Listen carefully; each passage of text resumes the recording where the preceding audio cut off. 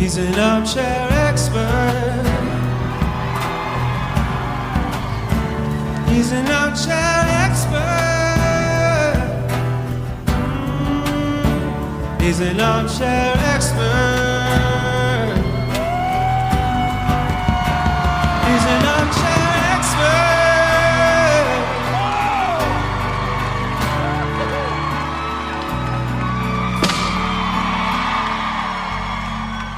Oh my God! Local natives, local natives, local natives, thank you guys so much. Oh my God. Thank you for that. So flattering that folks as talented as local natives would come and play for us. Thank you guys so much. Welcome, welcome, welcome. Oh, it's packed. Oh my God, hello. We are very, very grateful to be a part of Netflix is a Joke. And back to what I really wanted to tell you, which is of the last 4 years, there is a guest. There's several, but there's one that always stands out to me as having been the funniest guest we ever had, the most fun, the best storyteller. So he is here tonight, and I'm very excited to have him out. But before then, upon your request, let's put our hands together for the most maximally empowered miniature mouse of all time, Monica Padman! You almost held me hostage. I did. Wow. Leverage. We're just very pleased to have family and friends here and to be a part of Netflix is a Joke. How lucky. So wonderful. I just think it'd be fun. It'll probably come up in a fact check, but did this outfit travel by Uber to get here tonight? It was delivered to my house, but not by Uber. And thank you, Goop. Thank you, Goop and Gwyneth. Yes. They need a little push, guys. Okay. Our mutually agreed upon favorite, funniest guests of all time. If you've ever owned a roll of brawny paper towel and you're familiar with the gentleman on the cover of the brawny paper towel, he's here tonight and his name is Ike Barinholtz. Woo!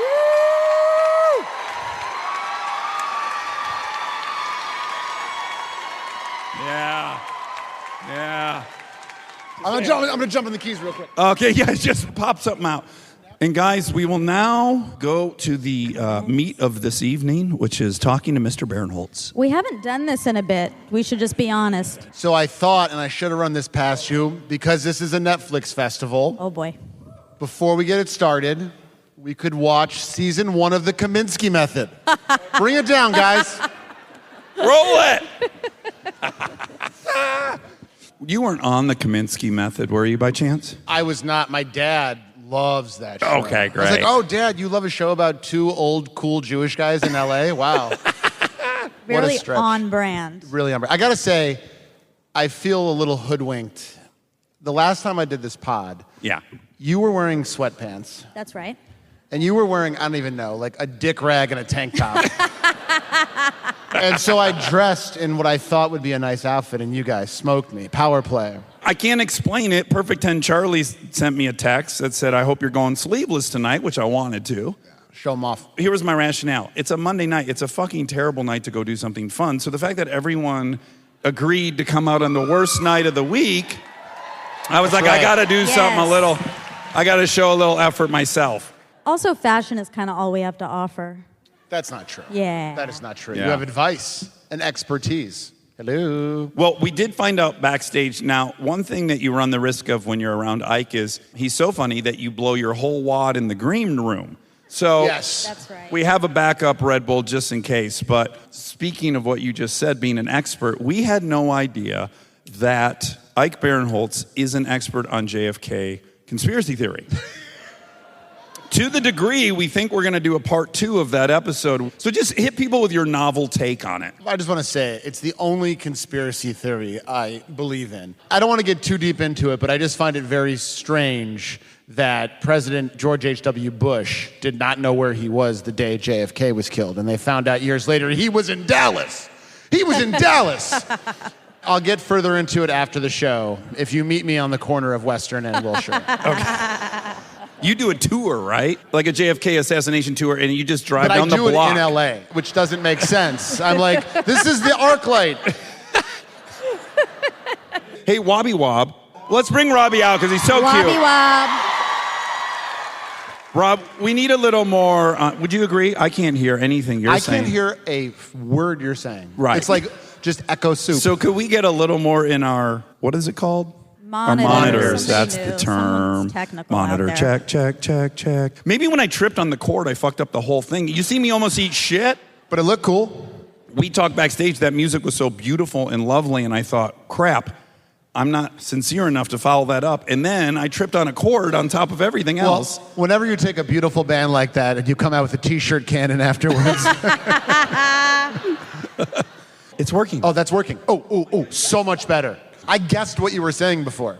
I did too. In fact, I heard them all laugh really hard. It was almost like the Will Smith moment, where it's like, they were laughing, so I laughed at you, but I didn't hear what you said. Yeah. It only took 5 minutes to get to something controversial. Seriously, though, keep my name out of your mouth. Okay.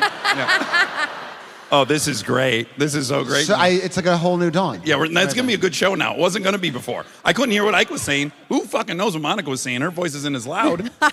Okay, we're in business now. Wait, Ike, have you ever shot a T-shirt? I've never done it. I've always wanted to. You're going to tonight. Oh, my God. Yeah. So lucky. You're gonna tonight. If it's good, this is like when Johnny Carson would invite you over to the couch. Oh, that's when you knew you made it as a stand-up. If I don't invite you to fire that, to shoot a shirt in someone's face at 90 miles an hour. then you'll know, oh, fuck, well, it didn't go my way.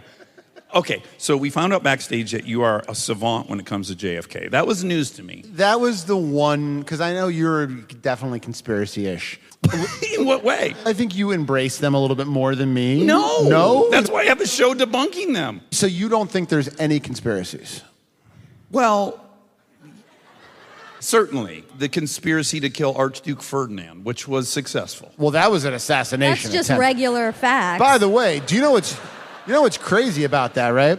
They were supposed to kill him. They didn't do it. The car broke down. And the guy who was going to do it was like, shit, plan's over. I'm going to go get drunk. He's in the bar drinking. Their car breaks down in front of the bar. He's like, I guess I'll do it. Yeah.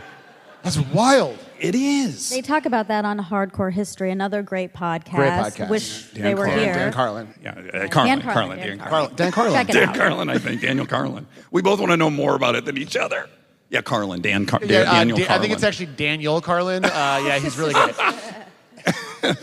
Okay, so first and foremost, I listened back today to Ike's episode, which was, by the way, guys, 39. Out of 430? Yeah. Something like That's that. crazy. So just God bless you that you came, because It was 7 presidents ago. Jimmy Carter was president when I went on.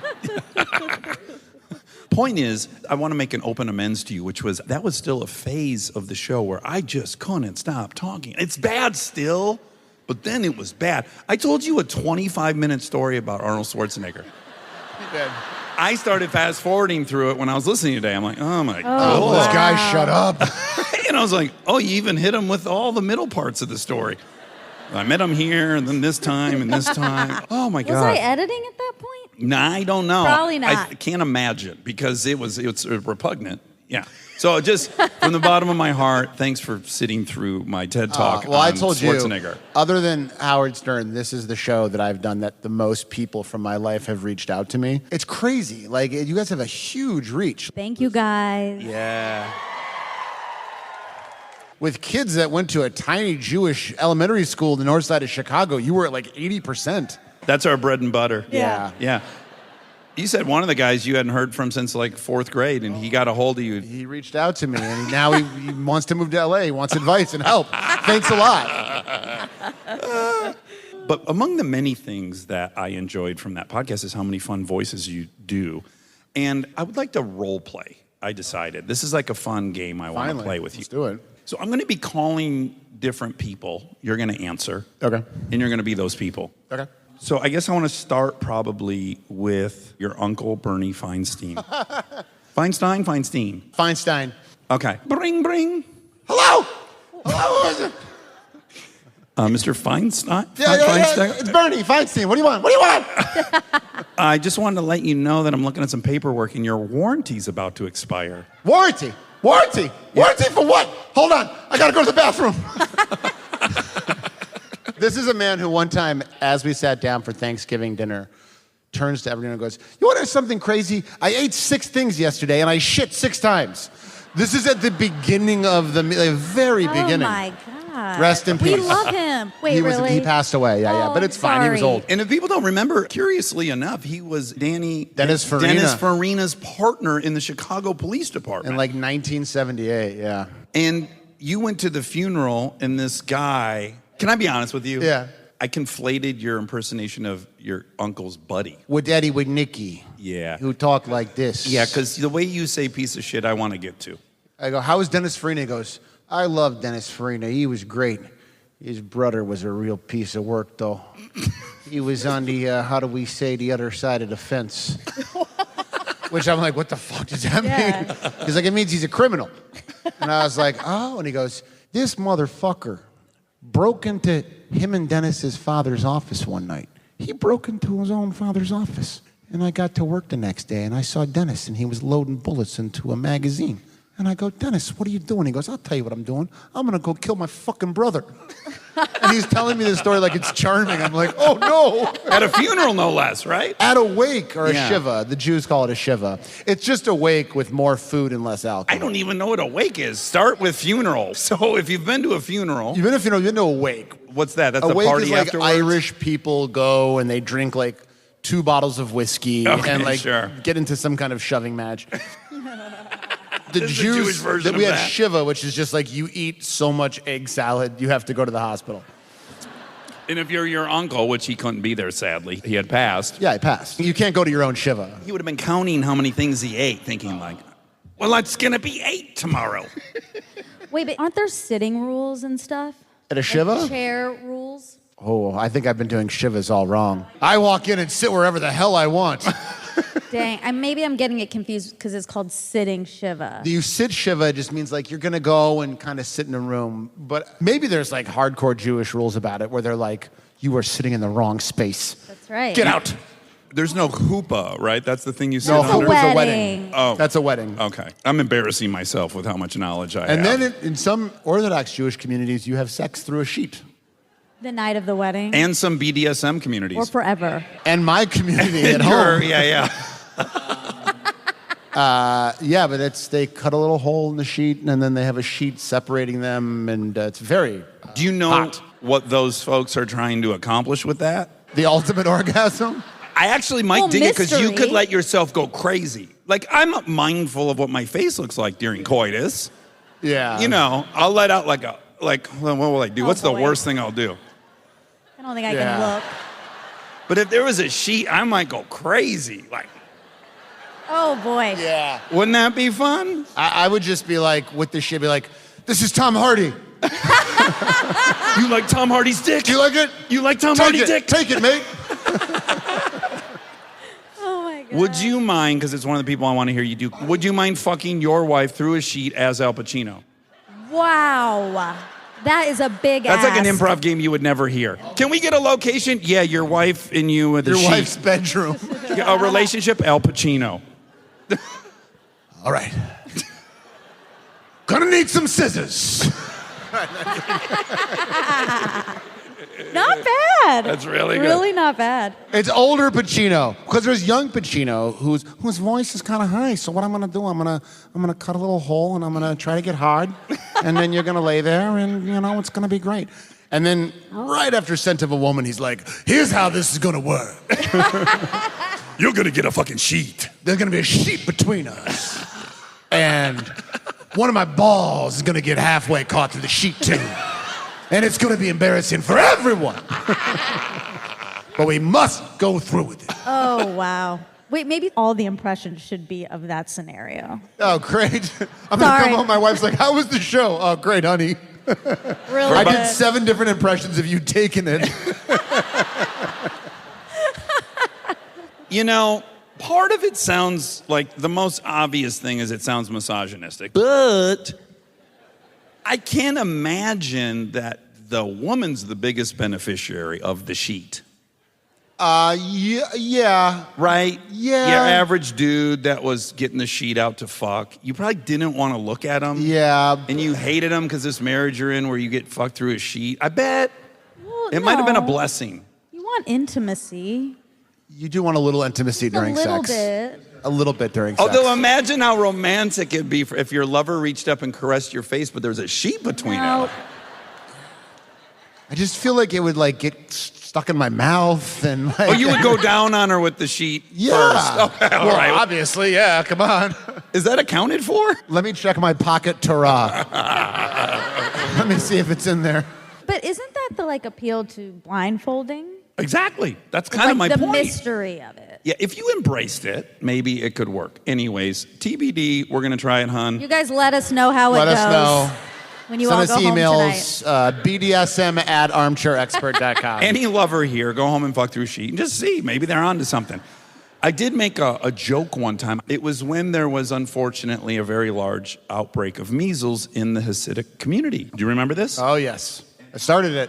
You- Do I remember it? I'm patient zero. My joke was Measeltoff. Measles. Oh my God! You used to say that all the time. I used to say Measeltoff all the time. Forgot. That's pretty good. And then someone took it out of context. It's dicey, I guess. It's dicey within all the contexts. I think. But it's so positive. It's like a great, like, you take this unfortunate thing, a measles outbreak, Yeah, and you make it into a great joke. Measeltoff. Measeltoff. Yeah. Okay, last time through a sheet. But this is Barack and Michelle, Barack and Michelle. Yeah. the most Make respected it people classy, in America. Make it classy. This is very sacrilegious. This is not good. What's going to happen? Let's say they're forced into it. That might make it worse. No. Let's empower everyone. Michelle was at a goop retreat. Okay, Esther Perel was around a campfire. sure. God, I hope I was invited. And she said, have either of you ever had the sex through the sheet? It's a very intimate, it's a way to play a role reversal and really mess with identity. And Michelle came back to Barack and she's like, this is gonna be kinky. That's a good angle because maybe he's a little scared. I like that. All right.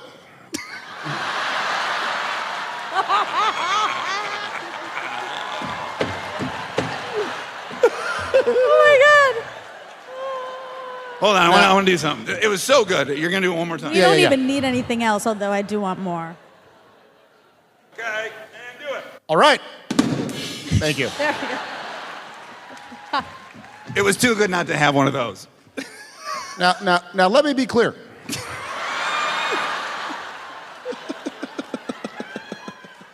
What's going to happen here? I'm going to stick it in between the sheet. And absolutely destroy that pussy. I don't know. I would imagine if in this scenario.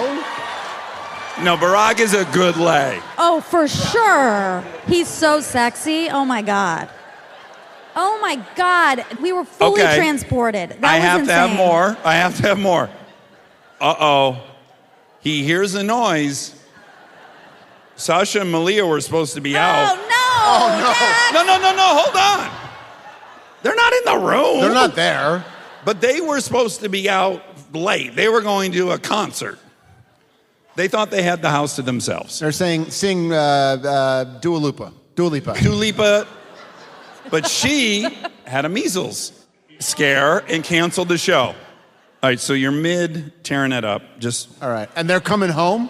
here's what you hear. You ready? Oh, shit. Oh, fuck. Hold on. Who is it? I'm gonna be very clear and finish very quickly. Do I ever feel like the Secret Service is gonna investigate me? Yes. I mean, he was a guest on the show. It's not inconceivable that we'll get a phone call. It's like, heard your show. Congrats on the Netflix show. It's great. Funny. Love the band. What the fuck? Expected more from you, Dax and Monica. We had Trump at our disposal, but we went after him. He'll love it. He's so cool. He's So we're gonna try wearing a sheet this time. Ike, question. Please. How many people reached out to you recently about you being on the Abercrombie documentary? Oh my God, Monica. Hold on a second. You are? Dude, By accident. not by design. First of all, I heard it's good. Wait, you're in it and you haven't I watched believe it? it's on Netflix, so yes, it's good. Here's the deal. Ever since I've lived here, a couple days a week, I pick up some shifts at Abercrombie. It's not a big deal. Sure. I'm the guy at the Galleria, my shirt off. Yeah. That's why business has been not great. No, there's a documentary, which I haven't seen, but when I was on Mad TV back in the day, Yeah. thank you, we used to do this recurring sketch where like me and Mike McDonald and Josh Myers would play dudes working at Abercrombie, and it just always materialized into the most homoerotic, like Sure. just like us like in our underwear running around, like tickling each other. Cut to 2022 and there's a documentary about Abercrombie, Yeah. and they put that in. And someone told me like a lot of the sketch is in. Like they leave in Oh, a like a lot. minute of the sketch. They might have not had a war chest of footage. I was gonna say it reeks to me of we didn't get enough good stuff. We have to just air a Mad TV sketch. In its entirety. Yeah. They air a whole Mad TV episode. It's wild. They even kept the commercials in, I heard. It's crazy. Alanis Morissette was on. It was awesome. Well, this is interesting because this is one of these things, like UCB does this. If you've ever been to a UCB show in LA, it's fantastic. But the way they warm up the audience is they'll ask a question. They've discovered that some of these things we think are unique about ourselves, everyone's done. So they'll go like, has anyone ridden an elephant? You think no one has. Everybody's ridden an elephant. The fun one they'll throw out in LA too, this is them, not me, they'll say, has anyone here been hit on by Andy Dick? Inevitably, 20% of the audience always has. It's pretty interesting. Yeah. If you were to ask me if you and I both had a history with Abercrombie, I would go no.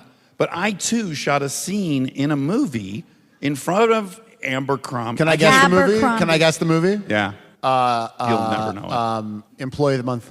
No. When in Rome. Yes. Ding, ding, ding, ding, ding, ding, ding. Employee of the My month. lovely bride. A good guess though, considering it's a at a great store. guess. Really good guess, but not right. Yeah, one's a Costco. This is Abercrombie. Same shit. Mall-ish. You've never been to Costco. I just figured that out. Never in your whole life. Look at this shirt. You think I've never been to fucking Costco? Come on, dog. I played in the movie a dude who sometimes was a model in front of the place. So in real life, I was shooting the scene, and I'm with a dude who really was one of those guys. Oh, right. And it was one of these very. You've been in these situations, I'm sure of it, where like you're kind of actively making fun of something. Yeah. You want to when the camera's rolling, and then between takes, I'm like, I fucking love Abercrombie, man. It's like, I'm like trying to backtrack everything that I'm doing in front of the guy. Feeling But- codependent about it. Yes, of course, very codependent. At least to make you feel better, the guy's probably much hotter than you. Like the guys that work there were fucking. They're perfect looking. snacks. They're sex machines. They are yeah. sex machines. Yeah. Wait, can you do them fucking your wife in the sheet? I can't remember. I just remember it was all just like fuckboy talk. It was like, you look amazing in those cargos that are slightly pulled below your hang low. Like it was just like that. Your hang low.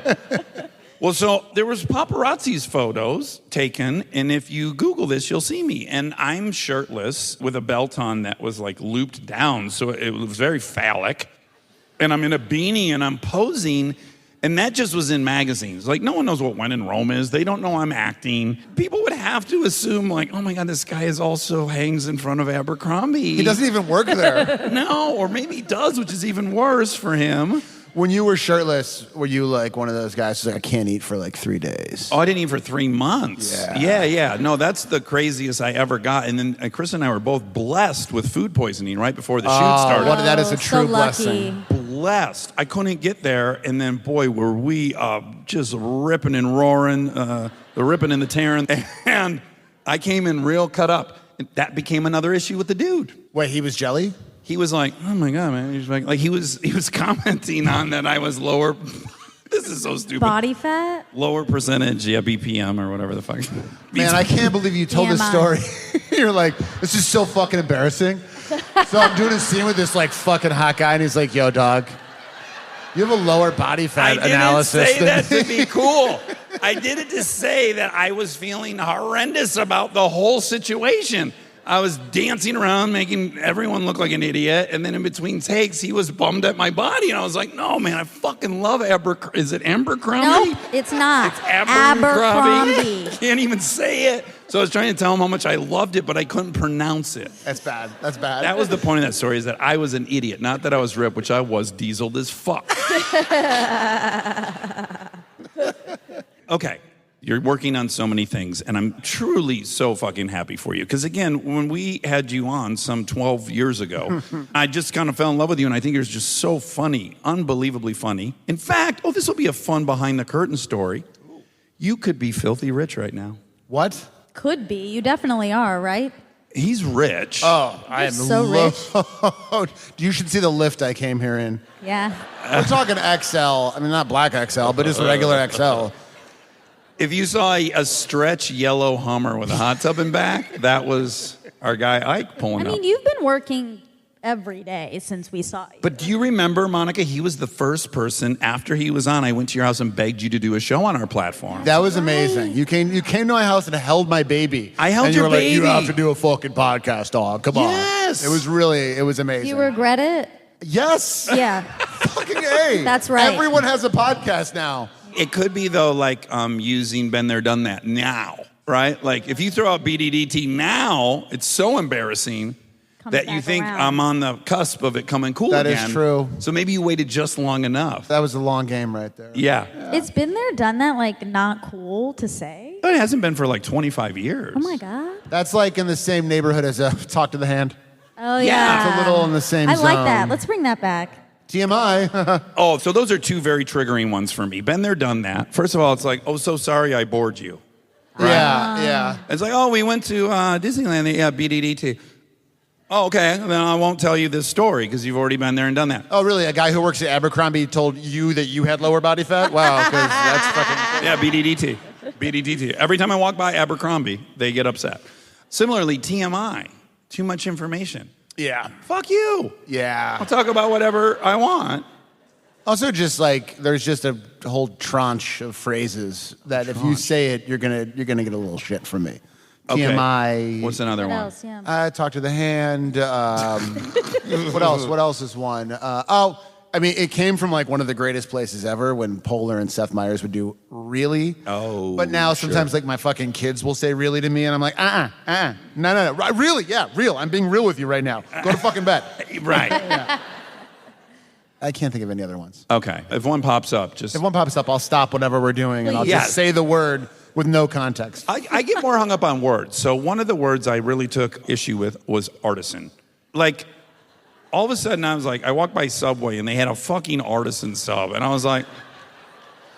Excuse me, they are sandwich artists, hence artists N. That's right. I don't think it was a play on words. I think they were claiming they had a bespoke sandwich there, yeah. like a one-off artisan Can't sandwich. get it anywhere else. It's so predictable, your class warfare. That's what it is, because it sounds a little like Fancy. elevated, fancy, hoity-toity, something I would be very attracted to. Yes, you probably ate at Subway during that period. If they had something artisan, yeah. You're so right. I'm like, who's this fucking piece of shit restaurant acting all hoity-toity? That's what it was. Yeah. Thank you. I stopped eating at Subway once they fired my friend as the spokesperson. Oh, I forgot. I can't get into it. Were you guys in the same fraternity? Yes. Yeah. Someone told me that at college, his deal was he like recorded every porno on a VHS and had his own little Curated catalog that you library. could go and rent pornos from. Oh, like an This was artisan back in the day, kids. So your buddy did know him in college? He knew someone who knew him in college. Okay. Yeah. He knew someone who went to college with his cousin, and their friend told him that he had a bunch of porno. Isn't it funny, once somebody has been labeled a pedophile, I think, we're totally free of any libel issues. So we're like, oh, you heard Jared, right? Jared killed his mother. I'm not afraid to say that out loud in public at all because he was exposed as a pedophile. But I'm sure he still has some protection under the law. He probably does, but I will say people throw around pedophile too much these days. It's like artisan. It's like artisan. It's the new artisan. It is. Like you go on Twitter and you're like, watch my show tonight. And someone's like, oh, you're a pedophile. And you're like, wait, what? Well, that's a weird thing in the very far alt-right world. Alt-right, yes. The pedo, They're obsessed yes. with pedophiles. Yeah, they're like, do you know 35 million children were abducted this year? And you're like, I don't know about 35 million. We learned of that when we had Bill Gates on. And all of a sudden, in our comments, we had over 3,000 people saying he has children in his basement and he is extracting adrenochrome from them to stay young. First of all, it's not working. Bill Gates looks old. Like, it's the most simple, Like if you say J-Lo, you've got some merit to that claim. She's taking adrenochrome, 100%. But like Warren Buffett's on adrenochrome? No, he's no, not. he's on a Wendy's Frosty diet. Yes, with salt on top of his burger. He's dunking the fries in the Frosty. He's going crazy. Yes. All fucking bets are off when Buffett walks into Wendy's. By the way, does he own Wendy's? No, he just looks like Dave Thomas. He does. I'm conflating. And he owns Dairy Queen, you know. Well, now that's a business I can get behind. Why is there one fucking Dairy Queen in L.A. County? Oh, my God. If anything speaks to this place having no culture, it's that. That is the greatest place in the world. I mean, Dairy Queen, not only do they have cool treats, they also have hot eats. Yes, that's the key. Everyone's got cool treats, and a ton of folks have hot eats. But together in one roof, forget Never about it. happened. Stay tuned for more Armchair Expert, if you dare.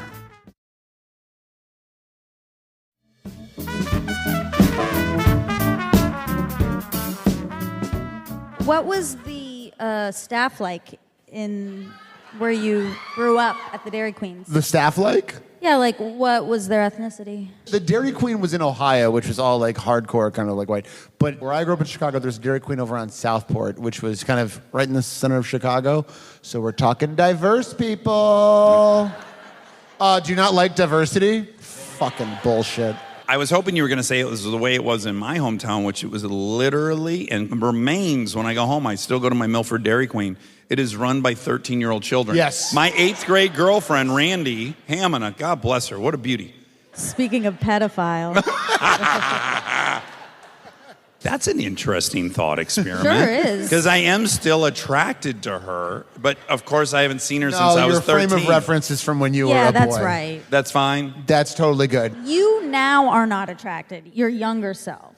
Yes. What's your DQ order? When Dax Shepard walks into DQ, what do you I think drop people in? here even know it because I talk about it so much. I do 2 items. The best kept secret at Dairy Queen is the banana split blizzard. Ooh. You use it as a base. It's unbelievable. Then I'll pop in maybe some Reese's peanut butter cuts, whatever fucking mood I'm in, some Butterfingers, who cares? But the base is key. I also pop on that order a peanut butter parfait. That's my shit right there. Peanut butter parfait right there. That and a dilly bar. Oh. Color me happy. Now, this is the upside of there not being any DQs in LA, which is when we travel, first stop is Dairy Queen, wherever we land. If you're in fucking Paris, we're hitting Dairy Queen before we see the Eiffel Tower. We always go to that Paris Dairy Queen. It's so good. We love it. Do you want 3 Musketeers in your blizzard? We do not have that. We have a fuck you. But when we go, since I know I don't have access to it, I go crazy. I go nuts. I'm not going to decide between the banana split blizzard and the peanut butter parfait. I'm going to get both, and then I'm going to throw up an hour later. And that's what's happening on this trip. I'm sadly at the point now where throughout the week I'll be like, Friday night I'm ordering John and Vinny's. I don't give a fuck. And now I'm at the point where like I can't even enjoy it because I just know like Saturday morning my like 4-year-old's going to be like, why are you in the bathroom for an hour? I couldn't agree more. But we love John and Vinny's in case you're out there. The greatest. In case you're out there. The best food, the greatest guys. Are you disappointed the way I am? When I was in my 20s, the whole time I lived in Santa Monica, I ate at 7-Eleven 5 days a week because they had 2 for $1.39 chili dogs. I'd be through a half pack of cigarettes by lunch. I'd go in there and have 4 chili dogs. Yeah. I'd get drunk as hell on cheap beer. And I'd wake up in the morning and feel incredible. Yeah. I felt so good every day in my 20s. And now I don't do a damn thing. And to your point, I'll have a little J and V's. Oh. And the next morning I wake up and I'm like, oh my God, my head hurts. Like I'm hungover. Why do we get so weak? I had 1 little piece of soprasada backstage and a beer and a half, and I'm fucked tomorrow. Like my whole day, it's like, oh, I need an IV. Okay, now on food. You just had your first dance with the devil. I've had many of them. I would love to hear, in the name of your anal health, your colon health, you had your first colonoscopy. Congratulations. Thank you, guys. It's Thank important you. to do. Take care of yourself out there. I had an endoscopy scheduled, which is a camera down the throat, because I have a little bit of acid reflux. And the doctor was like, you're 45 now. While you're down there, you mind if we They did Chinese finger cuffs on me, bro. They did. I was going to say, though, it's not while you're down there. It's a whole other... That's like saying, hey, while I'm redoing your roof, should I redo the foundation of your house? What? How are those related? Not while I'm down there, while you're medically unconscious. Okay, well, you're on propofol. He's like, do you mind if we do both? I said, dude, wash the camera. You can do whatever you want. I don't care. This was last Friday, and... Oh, you're fresh off I'm of it. fresh off. I still feel like shit. It's rough, though. You've had 5? Oh, at least, yeah. Wow. Yeah. Do you have to do the soup prep and stuff the day before? If you're thinking about having one, you should, but the procedure is wonderful. They give you a little Versed, which is a benzo, and you get about 20 seconds of that, and if you engage them in conversation really hard like I do, you can get about 45 seconds out of the anesthesiologist before they hit the plunger on the propofol. That was me. Lear Dad was like, have you guys seen Inventing Anna? yeah. Like... They give me the Versed, and I go, oh, did you guys read the article? They got a cure for cancer? Like the most important information possible. I forgot to tell you guys, I'm allergic to antibiotics. The day before, though, drinking that soup prep, you have to drink like 2 bottles of this stuff, which I said tastes like poison, but it passed its expiration date. Oh. With Pine Sol in it, though, as well. Yeah, let's be fair.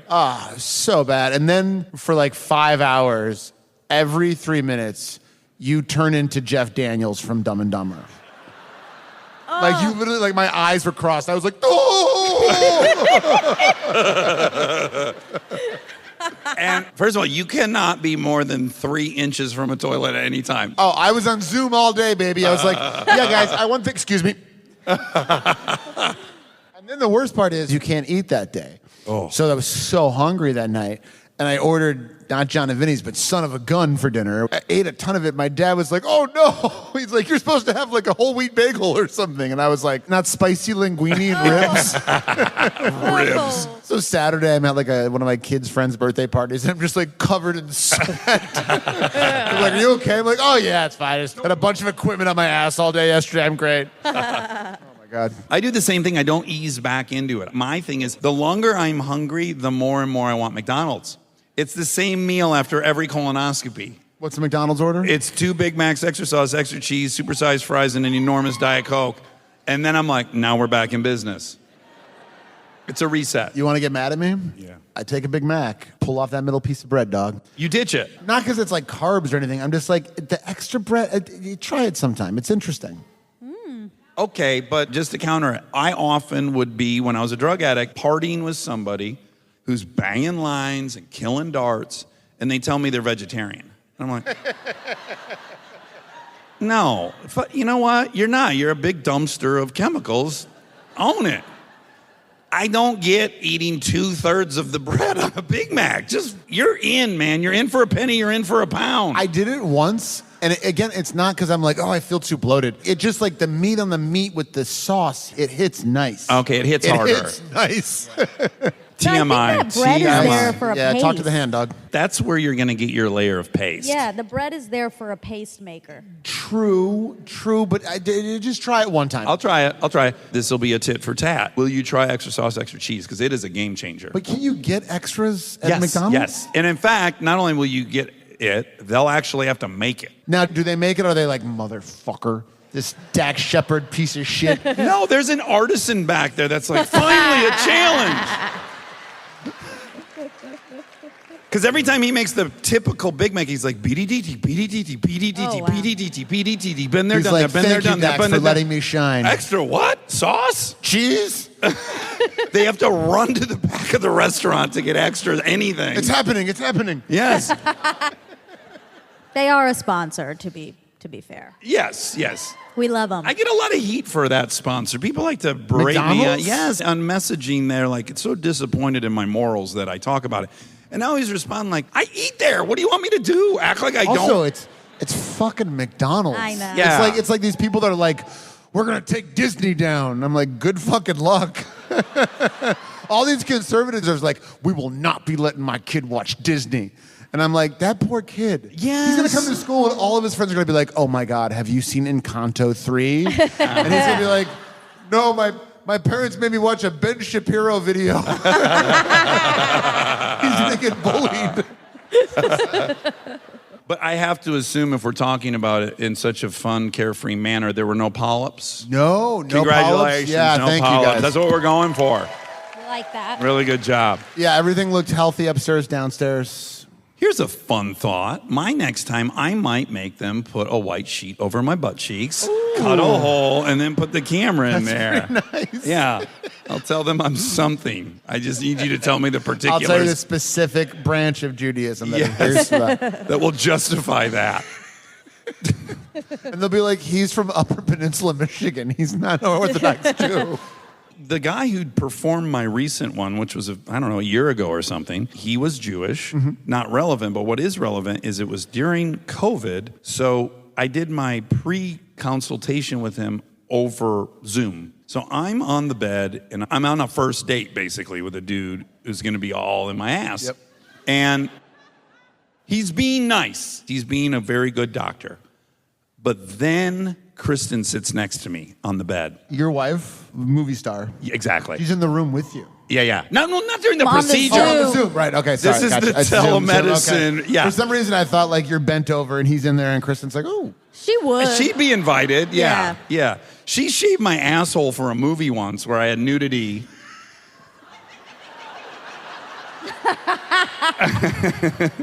Like, I guess if you have a fantasy like, oh, it'd be fun to be married to Brad Pitt, it would be, but also you'll have to shave his asshole sometimes. Oh my God. I don't if even tell my only. wife I have an asshole. If only. I used the wrong example. Oh. I used the wrong example. Would die too.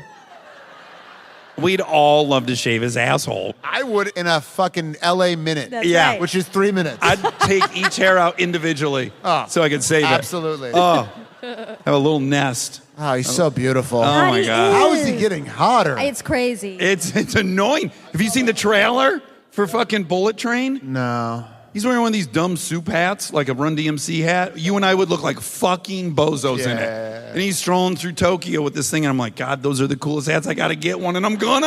And I'm gonna look stupid in it. Nick Kroll had a 40th birthday party, and everyone there was people that you'd seen before. Sure. Fucking Brad Pitt shows. No. And every famous person at the party was like, do you know Brad Pitt's here? Brad Yeah. Pitt's here. He's right over. Is he behind me? Is he looking at me? You're right. I've been around him as well. And you can look at everybody that's there, and you can see in their eyes all they're thinking is Brad Pitt, Brad Pitt, Brad Pitt. Doesn't And I matter. felt bad for him. I'm like, oh, it's so isolating because I'm just thinking Brad Pitt, and I look over this guy, Brad Pitt, and clearly he can see it. Oh my God. Yeah. He's amazing. Okay, but you have to imagine that you're not married to Brad Pitt. You're married to Paul Giamatti. He's a wonderful actor, very So good. funny. He's probably went to a great college. Great You have to shave his personality. asshole sometimes if you're married to him. gonna shave my asshole. Is that him? I love him so much. He's the king. He's the greatest.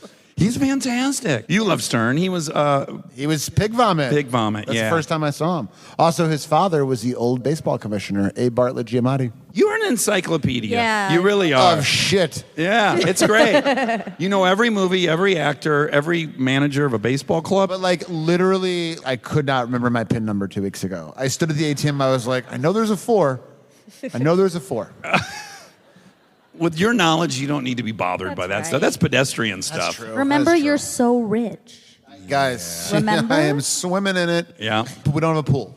Doing very, very well for yourself. Okay, now, I want to get into some of your amazing projects that are coming up. It's only going better and better and better since we talked to you last. First and foremost, we just saw it. Chris and I were in London last week, and we actually went to a movie because we didn't have kids with us. It was incredible, and we saw The Unbearable Weight of Massive Talent. Oh, yeah. If you guys haven't seen that movie, you must see it, especially if you're a Nick Cage fan. It will not get better for you. I was crying laughing. He killed it. Unbelievable. He's so good. With his nouveau shamanic acting. My nouveau shamanic acting. Yes. So naturally, my first thought, well, first you're in it, which was so exciting. Small part, but it's fun. There's no small parts, only You're in small the actors. trailer. That is true, and I get paid by the frame. That's right. Then you made $1,000. Yeah. $7. I have to imagine you two are a Nick Cage fan. We're roughly the same age. Huge. I told him this because the first day we worked together, it's like this scene with him and Tiffany Haddish, and I'm in her ear. Which, by the way, that's your about 12th movie with her. I know, she's the best. So I'm like in the scene and I'm reading my lines, but he doesn't know that. He thinks I'm just like some local guy who's like a fan of his. A local hire. A local hire. In right? Greece. I fucking hate this. Every time he looks at me, I'm like, looking at him and like smile. Like, when it's like, shit. And then like I walked up to him and I was like, I know your cousin. And he goes, oh, who? Because I worked with a guy who's his cousin. And I couldn't remember his cousin's name. And I go, Jesus. Oh, no. And he was like annoyed, you know, so I was like, oh, that fucking sucks. Oh. But then we did like a bunch of scenes together. Did you win him over? Oh my God. With these old actors. Okay. You got to tell them you love like a random movie that they did. Oh, like Vampire's A Kiss. deep cut. We're sitting in this van. I just kind of go to the room. I'm like, what was your first Nick Cage movie? And I was like, mine was Peggy Sue Got Married. Oh, Watched Peggy Sue Got Married with Kathleen Turner, 1985. Nick Cage shows up, and I'm like, who the fuck is this guy? And Nick goes, oh, yeah. Oh, no, that was a good one. That was a good one. That was what we had a lot of fun. I'm like, Oh, wonderful. they want you to pull that deep cut that they love, but no one else Yes. does. Then he loves me. Okay, I'm obsessed with him. If anyone's not seen Vampire's So Kiss, it's the good. most incredible movie with Nick Cage, and in it, he believes he's a vampire. He's not, which is such a perfect recipe for Nick Cage. And there's a famous scene where he does the alphabet. Do you remember this? He's in therapy. He's really upset at his assistant, and he goes, "She couldn't find the file. It's so simple. A, B, C, D, E, F, G, H. Oh, my God.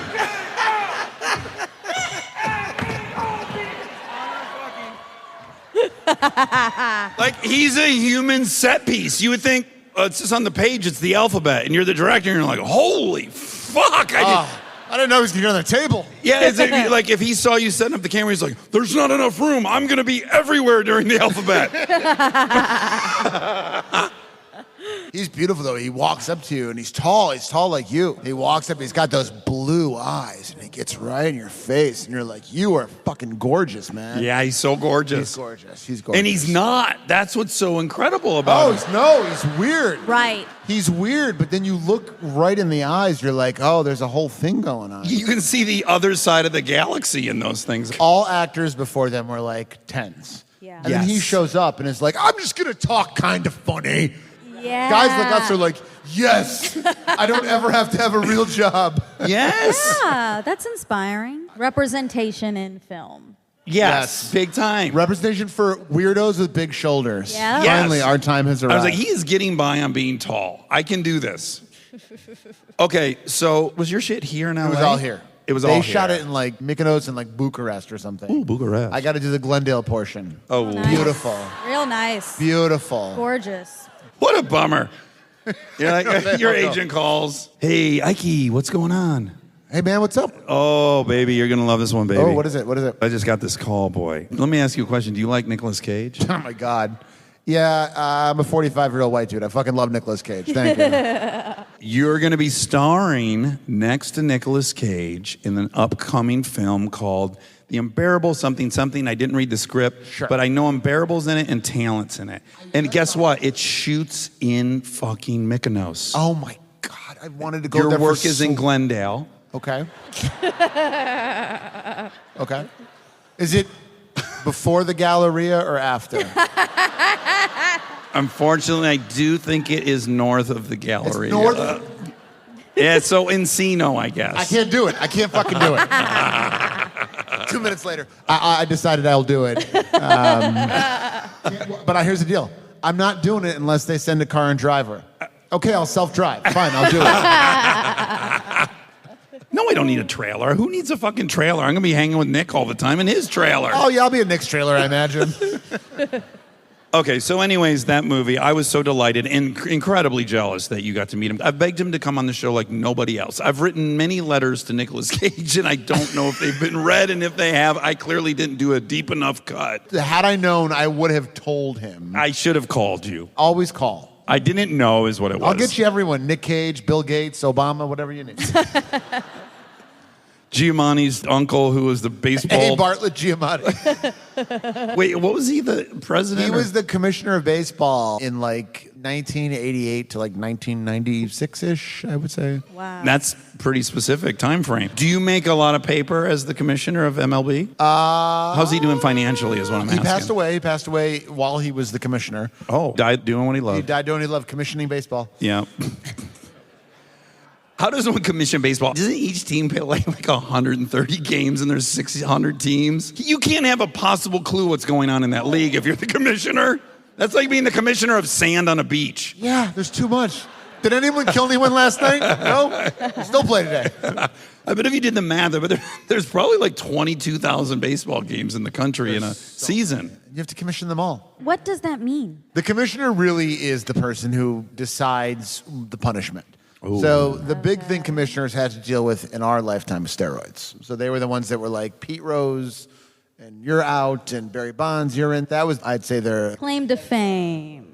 How do we think they handled it? Do you have a verdict? I use steroids. Yeah, let's start there. I'm on a 7-year cycle. Just shot up backstage. She walked in on me, had my pants down, but the needle It was put it fine. in. It was fine. Did 100 pull-ups right before we came out here. I don't care. Yeah. Does anybody? I'm just like, I don't care. I feel like I don't know who they're talking to. I don't know who they're making happy. Like, who gives a fuck? In fact, I don't care what anyone's doing for anything. I was about to try to come up with an analogy of how much I wouldn't care. There's like 5 things in the world I care about right now, and like baseball players having like massive shoulders and Glutes tiny and- balls. I just don't care. I I'm just know. like, whatever. Also, like, we're taking this so serious. It's a bunch of men in matching costumes swinging at this tiny ball. Like, this is a big deal. They better not be cheating. There's nothing less consequential. It's a pastime. We need integrity in this game. Yeah. Where the old manager also wears the uniform. Yeah. Is he the mascot or the manager? I feel bad for old managers. They come out and they got to wear cleats and stuff. I'm like, this is like an old man. You're right. They should be wearing like a sweatsuit and some Yeah, loafers. nice, comfortable. Some board shorts. Yeah, they're not going to be put in as a pinch hitter, right? The thought of like a Jim Leland in board shorts running out and yelling at an umpire. My favorite was when they were getting real, with Lance Armstrong, and I watched a couple different documentaries, and my favorite was when they interviewed cyclists, like, who've been doing it for 40 years. They're like, the notion that this was ever a clean sport's hysterical. This was an outlaw sport where we all did speed and coke when we raced, and we fucking partied. We're party animals. So it's not like somehow something was soiled. It's always been for scumbags, bike racing. Well, then they should just make it legal. But it isn't fair when it's illegal and then some people are doing it. Well, it sounds like one nerd wasn't doing it. Right. And it's like, oh, I just want to say it's bullshit that some of us take this seriously. You're 100% right. It's so me. I would so be that person and hate everyone. Yeah, I watched one, and they made a great parallel. They're like, okay, well, let's just break this down. So people who go to med school, they take Adderall before exams. That's pretty well known. People dope to be smart. Performers that audition for symphony orchestras take beta blockers so that their heart rate doesn't go up so that they can perform. So people get their eyes augmented with LASIK surgery so that they can be better at their craft. But that's a no-no. It's just confusing. Oh, wow. Guys, I've got a new product called Shepard Steroids. I don't know why I'm planting such a flag in this topic. Okay, next thing. I bet a lot of people in this room saw the Afterparty on Apple. It's so fucking good. Hey now, thank you. You're so great in it, and I'm jealous when I see a cast like that. It's a good cast. I know. And I've never been in a cast like that. That's not Parenthood? true. Yeah, Parenthood, you're right. Parenthood's like Yeah. a fucking murderous row. Yeah. Well, we were talking about Chris Miller and Phil Lord and how they're Yes. like the coolest, smartest guys. Yes. I'm suspiciously hot. That was also the first thing that any of us had shot coming out of like the hardcore lockdown. So like I had seen no one but my family for like 5 months. So I had all these bits I had been sitting on that I was just like, oh, are you guys talking about Tiger King? Well, here's the thing about that. Hey, Ike, no, we didn't say Tiger King. Oh, you didn't? No. We said the king of Saudi Arabia, BBMS too. Oh. Yeah, you just heard king. That reminds me of the Michael Jordan documentary. When he said, I took that very personally. It was just like months of just stockpiled bits from like a bunch of comedy people. We shot in like October 2020, so it was like hardcore. Like COVID was still very scary. Yeah. It was just like a very weird time. So to get to go and have that nice time with like funny people and then go set the world on fire was actually very nice. You just threw it out backstage and then you moved right on. But you said that this experience, COVID, the pandemic, almost broke you. Yeah. I publicly relapsed. I don't know if you heard. I did hear that. Okay, great. Yeah. I didn't get a congratulations text. Yeah, rude. I didn't know the protocol. I didn't know if you wanted just to move on and pretend like it didn't happen or really embrace it, brother. I imagine people were going through that. Like, is this something I like? Yeah, like I don't know what you say. What do you say? Yeah, it's a weird You thing. fucked up. Welcome back. Congrats. Happy birthday. I love you. Actually, really, what do you recommend people say if they're in that Measles position? tov. You're never going to lose with texting someone #Measeltoff. It's a kind of a cure-all for everything. It's a blanket. It's like aloha. I think it's unique to some people, right? Like I personally was fine doing that episode because it was you and I. And then I was fine with it going out into the world, not thinking people will text me. And then I am such a codependent, I feel like I have to respond like, oh, but don't worry. My thought is just like, oh, fuck, now I made this person scared, and now I got to convince them that this is never happening. And then it becomes what I think is like, I'm going to walk them through everything I'm doing. You dodged a bullet by not reaching out. I know, that's why I would have like cut and pasted the 4-step. Right in the middle of the 4-step, I did figure out I had some resentment. Would love to come over and hash it out with you. I was like, it's bedtime, man. Wait, so you would recommend not reaching out? Boy, see, I have a certain ego, which is like, I hate when I'm not in control, like when I'm weak, quote, weak. So I'm just uncomfortable in the situation where we're talking about the fact that I failed. Other people, I think, are really good at accepting help, and they feel loved in that situation. So I don't know. I've had some friends who were in the news for things that suck, things that I'm not happy they did. Pedophiles. Just saying. I also know some dudes who spread measles through a sheet. Let's not leave them out. And I text them. I'll just be like, hey, I still see you and you're still in my thoughts and like you didn't disappear. This blows. I don't know. Have you had to do that? Yeah, my buddy Kevin Spacey, I reached out to him and I said, the darkest day is only 24 hours. I'm so glad you brought that up because I was not going to tell anyone that I've been texting profusely with Weinstein. I needed him to know I'm still thinking about Still you. in his corner. Yeah. Every time I watch a early Miramax movie, I just text him. Pulp Fiction's still good, Harvey. I remember seeing a picture of him like in court. Oh, yes. And he looked like shit. He was walking in court and he had a walker with the fucking tennis balls. And I was like, the tennis balls are the great equalizer in this world. Because you got a rich fucking guy and a really poor guy in there. Everyone puts, at the end of the day, guys, you're going to put tennis balls on your walker. Just know that is coming. I couldn't agree with you more. What a great observation. Like, give people some dignity. We can't invent something that just performs like a tennis ball, but I love is that it? a billionaire is talking to his osteopath and it's like, it's just, it moves a little bit when I walk. And they're like, I got this. Hey, bring in the Prince threes. Fresh can, pop them. In my X-Acto blade? You're right. We can't do better than that. We can't do better than that. That's as good as it's ever going to get. It'll be like year 2070. You'll be needing to take your walker over to your jetpack. They won't even play tennis. People won't even know, like, what is that thing? Oh, no. You just have the tennis chip implanted in your brain. We're playing doubles right now. Yeah, it'll be an icon like the phone. Like I always think about when my kids look at an iPhone, there's a picture of this banana on it. And they're like, that means phone, but for no reason. You know what I'm saying? The icon is an old-fashioned... Yeah, it's obsolete now. It is. I had a dialer growing up. We had a little, what are they called? spinny dial. Spinny dial. Yeah. Rotary. Thank you. Were you like me? I'm so impatient. And I used to try to dial that motherfucker as fast. Yeah. Bam, bam, bam. And you would hurt your finger on the stop. It sucks. Bam, bam, bam, bam, bam, bam, bam, bam. Did they have party lines when you grew up? Yes. Yeah. People were so bored in like 1984. There was no internet. No internet. They're like, oh, here's a number you can call. And other people will be on there. What? And you could talk to them. And it's a party. And yeah, maybe one of them is like a multi-state serial killer. Sure. But just talk to them. And maybe 80% of them are dudes jerking off. It's all masturbating men. But that commercial always would come on when I was watching Love Connection with Chuck Woolery back in 2 and 2. And I had like curiosity. My mother would have killed me if I spent $4 to go to a party over the expensive, phone. yeah.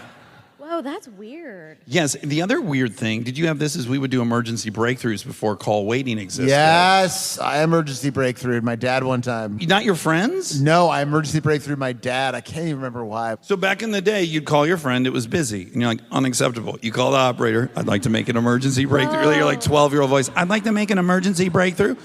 They were so graceful, they never asked you what the emergency was, thank God. This is real. No, yeah, I believe you. I'm young. Oh, that was just a dagger. She just Yeah. threw a dagger there. Oh, this sounds really interesting, you old fucking losers. She just No, put a cactus I up my love ass. history lessons. I love it. Oh, you're going to love this one, Monica. So you'd want to talk to Randy Hamina. The phone's busy. You have first priority. You're dating. Yeah. You know she's not at Dairy Queen. You call, it's busy. I'd like to make an emergency breakthrough. Please hold. You'd be talking, and you'd hear, I have an emergency breakthrough from Dax. And then they'd hang up, and you'd call back, hey, what's up? And you wouldn't even acknowledge it. But what would happen 1 in 10 times is you'd call back, I'm going to talk to Randy, and the mom would answer. Your instinct would be like to pretend that didn't happen, but they use your name. There's no way out of it. Yeah, well, you should have had a code like emergency breakthrough from Michael. The operator's like, no, it was the horniest young man in Michigan in the zip code, ma'am. So yeah, that's how you operated back then. And then call waiting, and then three-way calling came around. Through calling, but also our big thing, we would prank people by connecting them. You dial one number, and then you hold, and then you hit another number and connect them.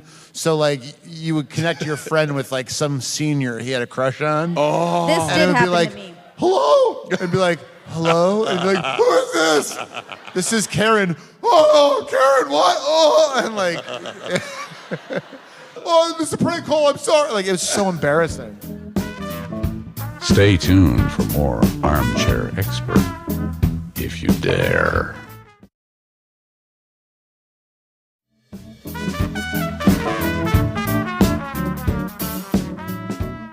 You were going to tell us a prank story, actually, right? I was?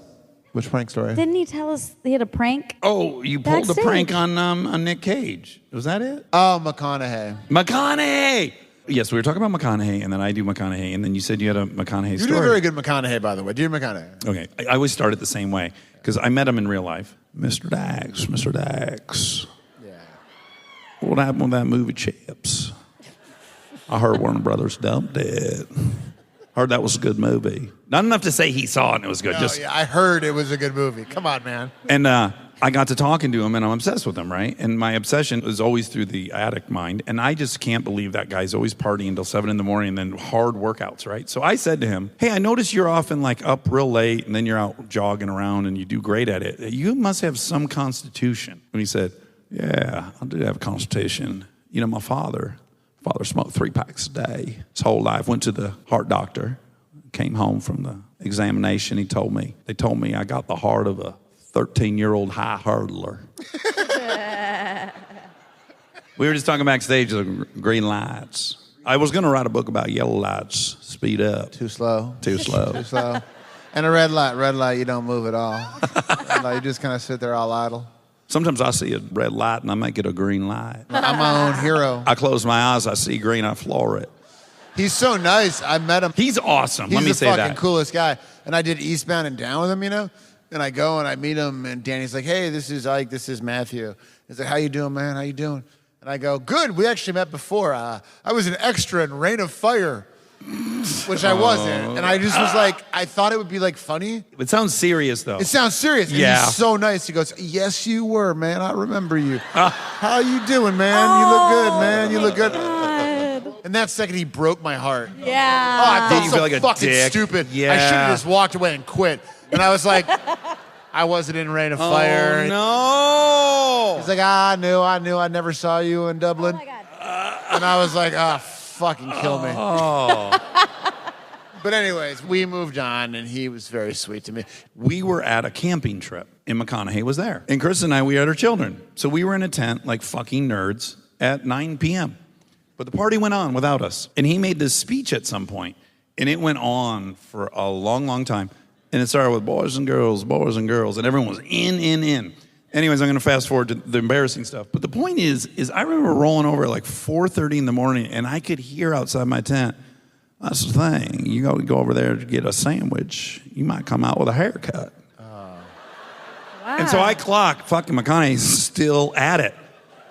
I then was up super early with my children, and I went over to this area that had water, and here comes McConaughey. We're all camping. He somehow is leaving his shower. That's for real. We were all, specifically, you got to camp, not him. He was in the main house. He came out, and he just come out of the shower, and he looked so good. So clean, yeah. He looked incredible. I'm like, how did this guy not sleep yet? And he looks fresh. How has this guy done acid all night and has slept and showered? But I generally applaud his constitution. I heard another story, and I actually asked Ashton if I could tell this when I interviewed him, and when I interviewed him, I brought it up. Ashton was one time on an island in the Caribbean, and he was at a bonfire, and it was New Year's Eve, and he was partying with McConaughey. He, too, went to sleep.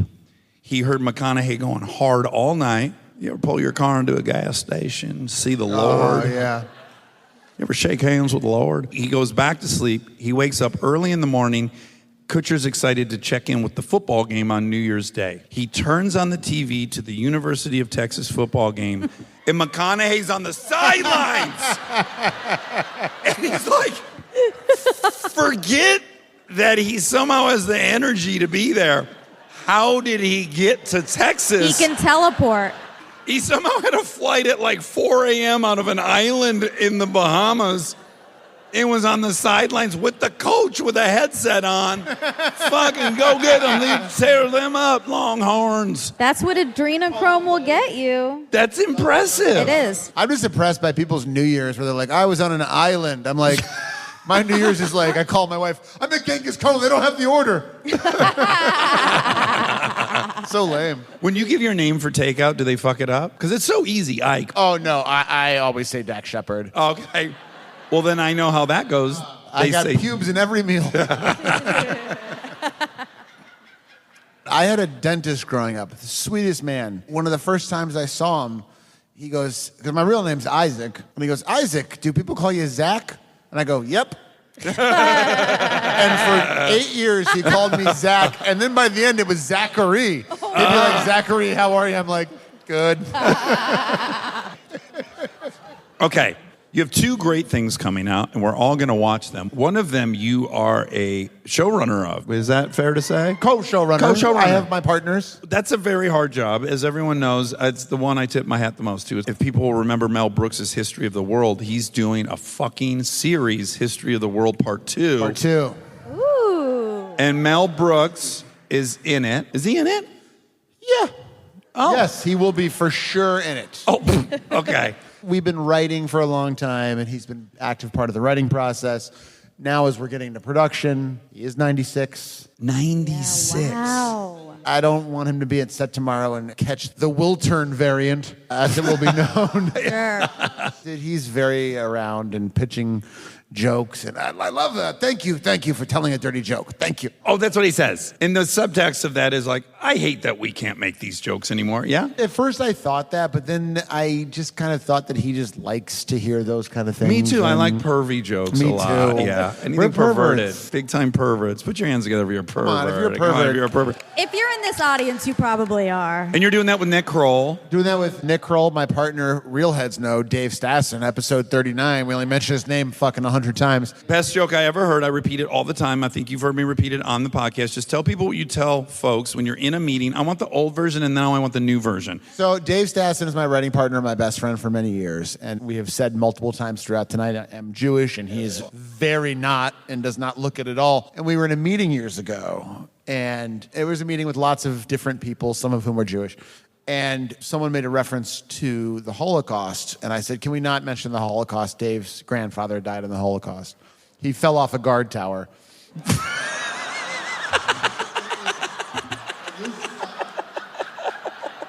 That is the best joke I think I've ever I told heard. Dax, I go, I don't make that joke anymore.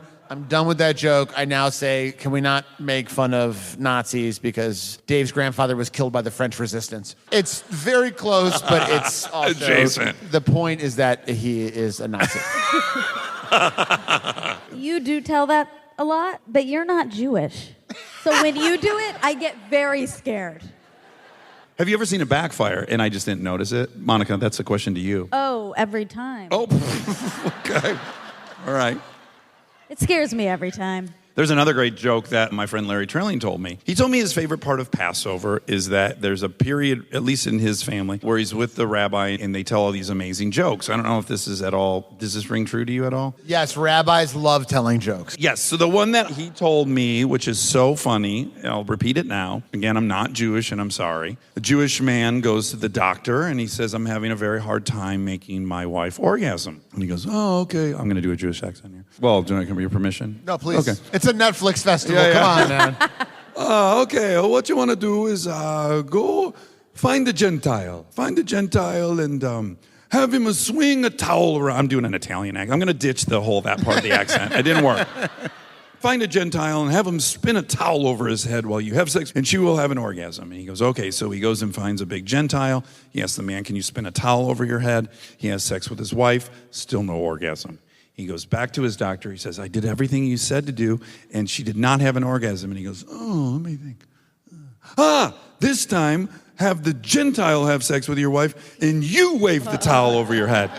So he goes and gets the big Gentile. He has the Gentile have sex with his wife. He's spinning the towel over his head. His wife starts coming. He goes, that's how you spin a fucking towel.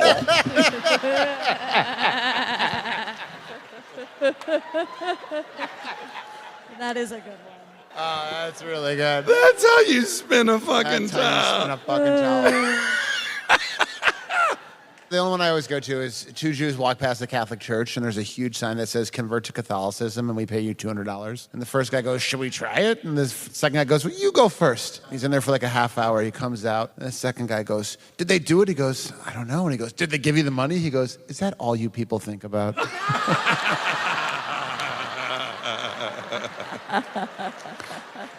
See, now, that's a joke I will never tell. Will tell one that plays on that stereotype. But the notion that this guy thinks he's spinning the fuck out of that towel, I love.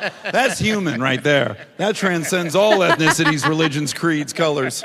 We've all been spinning the towel at some point in our life. That's the binding tie. Okay, now the last thing that is very exciting that's coming our way, too. I know a lot of folks just have not had enough of Watergate.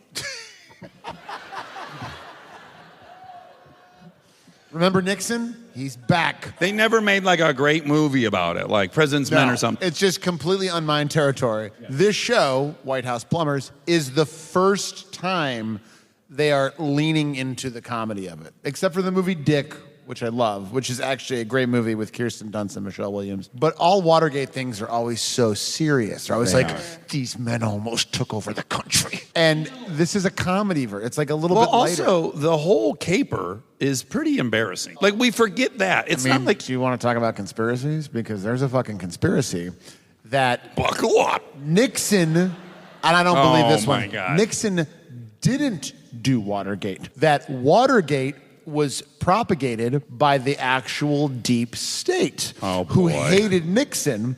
So because there's these tapes of Nixon going, this was not me, this was the beast.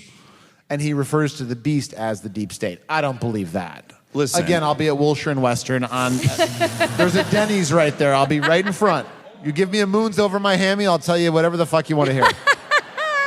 Preposterous caper. It's so stupid. Some guy steals some files. It's the biggest thing in the world. Dumb guys. It's already as stupid. There was a good joke about it in Forrest Gump. Yes. Do you remember he's staying at the Watergate Hotel? I think there's someone breaking in. Yeah. There's powers out or something. he says. Yeah. Favorite line from that movie? Life is like a box of chocolate. Yeah, okay. No. If I was Classic. going to say a favorite movie from Forrest Gump, it's such a dark line when young Forrest, he wants to go to school, and the teacher's like, is there a Mr. Gump, Mrs. Gump? And then they show Sally Field getting fucking bawled out by the teacher. Oh, boy. I remember seeing that in the theaters and being like, oh my God, it's a hardcore fucking thing. I didn't say, oh my God, and then I showed my kids that movie thinking, Forrest Gump, what a great movie. Box of chocolates, inspirational. Opening scene, mom fucks this sleaze, and he comes out and he said, your mother does take your education seriously. Like he almost had a heart attack. He comes out like he's literally wiping his face. Yeah. He sweat up a storm. He was hammering her. Oh my God. Okay. Or just in bad shape. I think bad shape. I take back hammering. Yeah, that was the offensive part of tonight. It was. Okay, but back to White House Plumber. I'm assuming, do you actually play a plumber? I'm a real guy, Jeb McGruber. He was like one of the Nixon guys who was connected. He was like the conduit between the White House and the actual... It's all Woody Harrelson and Thoreau. Okay, Justin Thoreau. Justin Thoreau. The ugliest guy in the world, Justin Yeah, Thoreau. No Ew. style either. Perfect 10 Charlie and I were looking at pictures of him one day. Oh, my God. And we were devastated. Like, literally, we were like, fucking, why did we try? Early in the pandemic, we started watching The Leftovers. My wife had never seen it, so we started watching it. So good. And He every could have been an episode, Abercrombie model. He's fucking so ripped. Yeah. And he's jogging, and I was like eating like ice cream on the couch. I'm like, this one has a Reese's bar in it. And my wife is like, That's a bummer for he's your so wife. fucking hot, man, that guy. Yeah. He's also like, in real life, I'll be like, you're going to dinner. He's like, come over real quick. We're just going to take a quick shower. He's always showering. It's a very sensual thing to do. Yeah, it is. If you came over and I was like, hey, bro, real quick, I got to take a quick shower. You know what's going to happen. I wonder if that really happened. Like, I'm there. If you're at my house, Yeah, I've come over, like I did that time, to try to, do a podcast. and I held her child. That didn't sway you either. To say at that moment. I'm in that moment, and I'm like, oh, man, that's so fucking cool, Dax. Thanks for coming. I'm going to think about this. Hey, you mind if I fucking go take a shower real quick, dog? Of course I do. Cool, man. Well, no, of course I don't want you to take a shower, because I'll be sitting here by myself for presumably 20 minutes or something. We'll see. Did you sit in Thoreau's apartment while he showered? Yeah. Oh, the only thing that could get me to go along with that plan is I would think, well, I'm going to go through some of his personal stuff. Sure. He's got this very cute pit bull that you can sit and play with and If stuff. you're good with dogs. Now, I've been to his apartment, and I'm terrified the whole fucking time. He's like, I rescued this thing right from a ring, a fighting ring. That you just got to, let him know you're the boss. I'm like, I'm not the boss of a 120-pound fucking killing machine. I didn't come over here to fucking fight your dog while you shower. Just show me your T-shirt collection. Where do I get those T-shirts? It says Ramones, but it's got the Blondie logo. How does it happen? He's so fucking cool, though. He's just so like, he's cool. so cool, man. Yeah. Did you think maybe there was a chance he was going to come out nude? Oh my God, can you imagine? I know. I don't even It's know exciting. what I would do. I'd be like, oh man, come on, bro, we're friends. And I'd go home and jack off. Yeah. I don't know.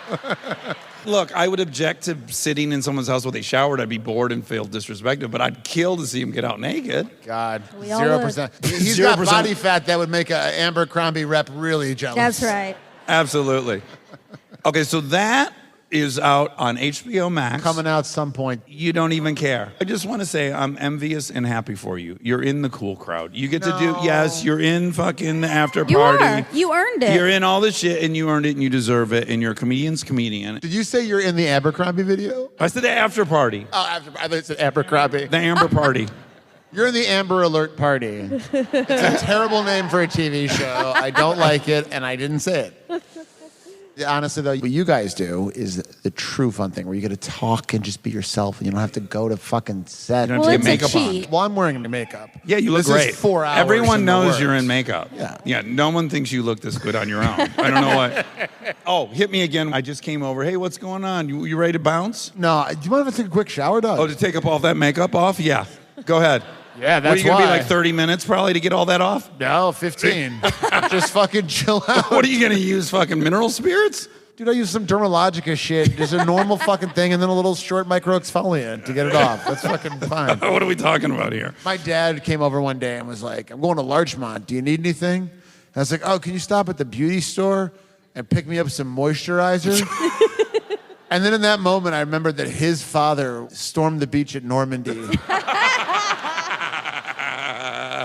He was D-Day +3. And like fucking like stormed a machine gun nest and got shot. And then like 70 years later, his grandson's like, not the gel, the cream. Ask Julio for a little sample. He'll show you the right one. Okay, were you at the White House Correspondents' Dinner? Or just you watched it? I saw clips of it. I didn't know they still had it. I was kind of like, are we still doing this? I know. A little bit. It's weird. No shade. Yeah. But I'm also like, we're going to die. Yeah.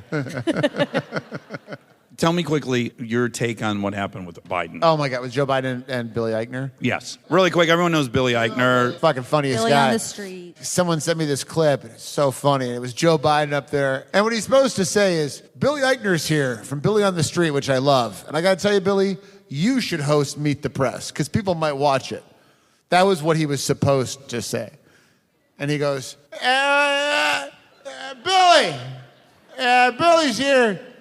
Your dad was a vet. And this guy, he did on the street. And Meet the Press, he could do it. Oh! It was almost like you took the script he was supposed to say and gave it to like a Lithuanian bot and had them like say what they think it meant.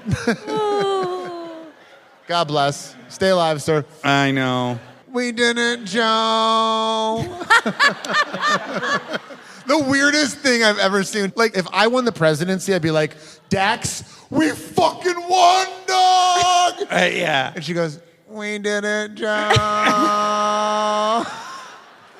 I adore him. I adore Uncle Joe Biden. Uncle Joe Brandon. But I have never had the amount of anxiety I had when I was watching the State of the Union address. Fuck me. And then poor Kamala and Pelosi are behind, and they're like putting on a good face, and they're every now and then like, ooh, like they can't, their face betrays them. Right. And at one point, he calls someone the wrong name clearly. Then they said, fuck it. And they're whispering behind his head. They're like, even ancient Nancy Pelosi's like, I don't know about this fucking guy. The best thing Nancy Pelosi ever did, it was the funniest shade of all time. When Trump got COVID, Nancy Pelosi goes, well, we're all praying for the president. He's obese. Like a cruiser fucking missile right there. not to get political, but it's kind of funny all of us liberals are getting COVID now, isn't it? And literally, like 2 years ago, I was like, if you come into my house, you will wear 2 masks. And now I'm like, it's the flu, relax. Yeah. Yeah. I had someone come and give me a test the other day, and like, we're so coated with indignity right now. She gave me the swab. Oh, this is so gross. And she pulled out and went, oh, I just pulled a big booger out of your nose. Oh. And it was like 8:04 a.m. and my brain, I was like, oh, don't worry. At least I don't have to pick it later. Like some dumb joke. You know? I was an extra in Rain.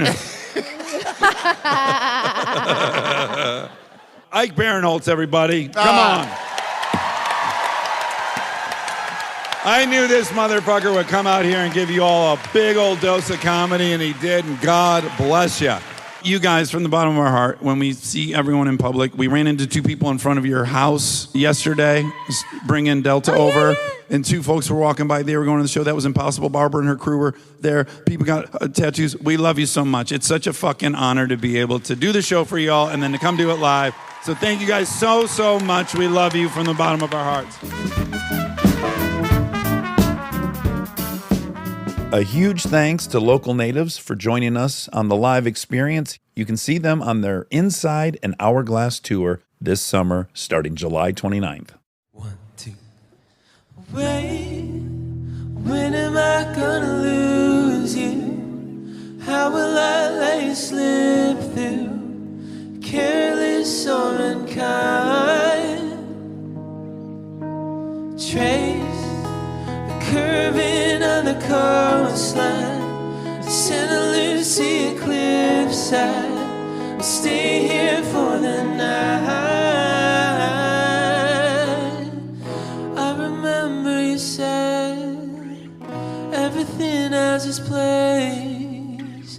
Now we're lying in our bed, wondering how to explain.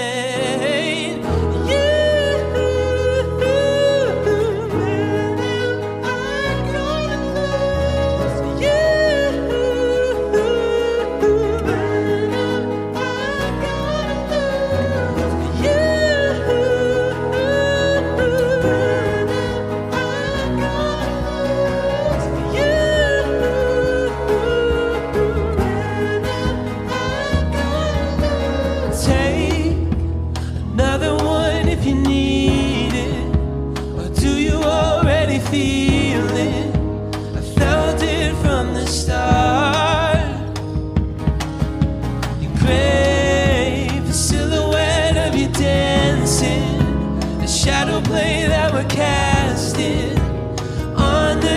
cabin walls. You were floating to me in a slow motion fade. Could I finally see between belief and faith?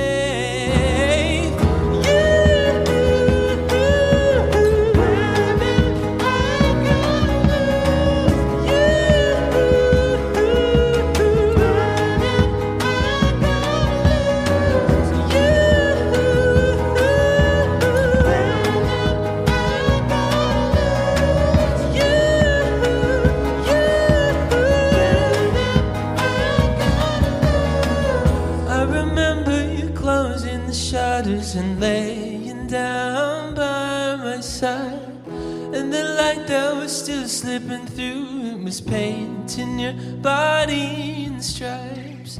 I remember the trees tumbling down like an archangel choir, and the ocean was all we could see, and I knew that I wanted you. I remember you closing the shutters and laying down by my side, and the light that was still slipping through, it was painting your body in stripes.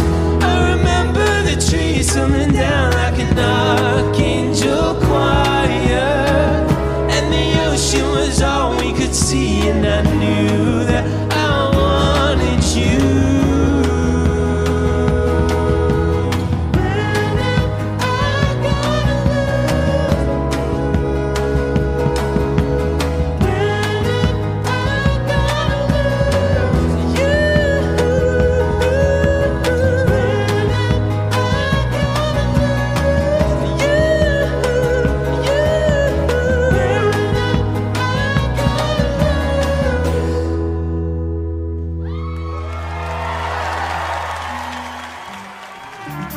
And now my favorite part of the show, the fact check with my soulmate, Monica Padman. I had a very exciting moment. Okay. Took Delta to her favorite place on earth, Target. God, yeah. Walking down the aisles, and what do I see?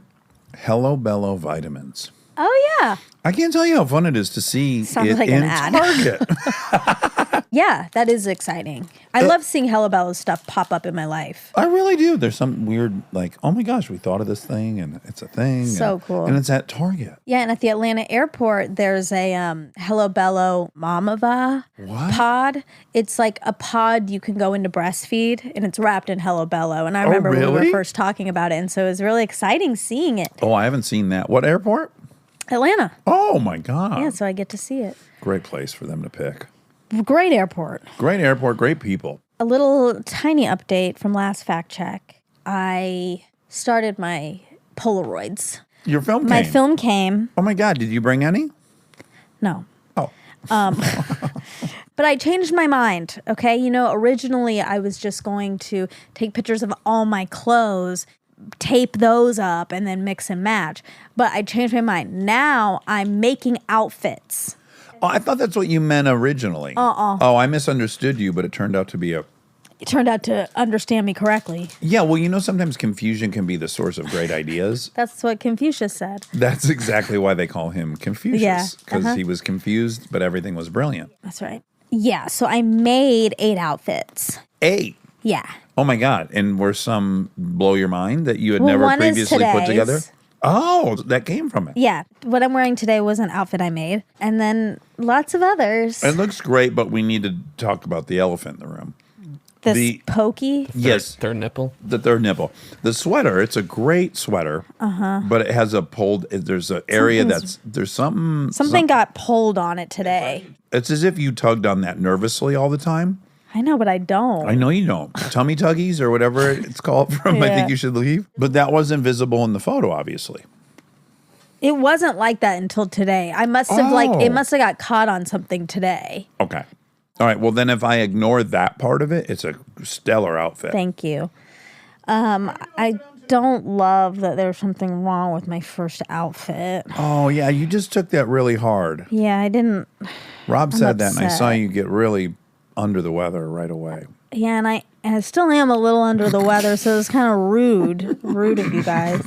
I'm sorry. Well, that's where I was going with it too. I know. It could have been you, could have been me. I said rude of you guys. I took the bullet for you. That's what I was trying to do. did. You fell on your sword for me. Thank you, Rob. Don't be happy about that, Rob. Listen, it's a great outfit. Thanks. I thought that would be worth talking about. This is an interesting development. Yeah, This is like the beginning of one of your stories, I put think. a lot of effort into these outfits. I don't think it changes the coordination of the No, it's outfit a either. great outfit. I know, but it's like it's all anyone can see. I didn't notice it until you said it. I can't even see it from here. Yeah, I can't either. I think it's gone. You're doing a good job, but you are trying to backtrack. I think it's gone. Yeah, I don't think it's there anymore. Okay, great. You fixed it. I'm happy again. The whole outfit makes your skin pop. Really, the skin looks so beautifully caramel. We can. No, I'm being dead serious Oh. because the pants are a light caramel. The row. Oh wow! Actually, so is this. So is this sweater. Actually, it's a sweater vest that it's on top of a James Purse long sleeve button down. Well, Marnie I have shambles. a hot take we can't air, but she would hate that because I think she dated James Purse right before me or whoever makes James. Really? Purse. Yes.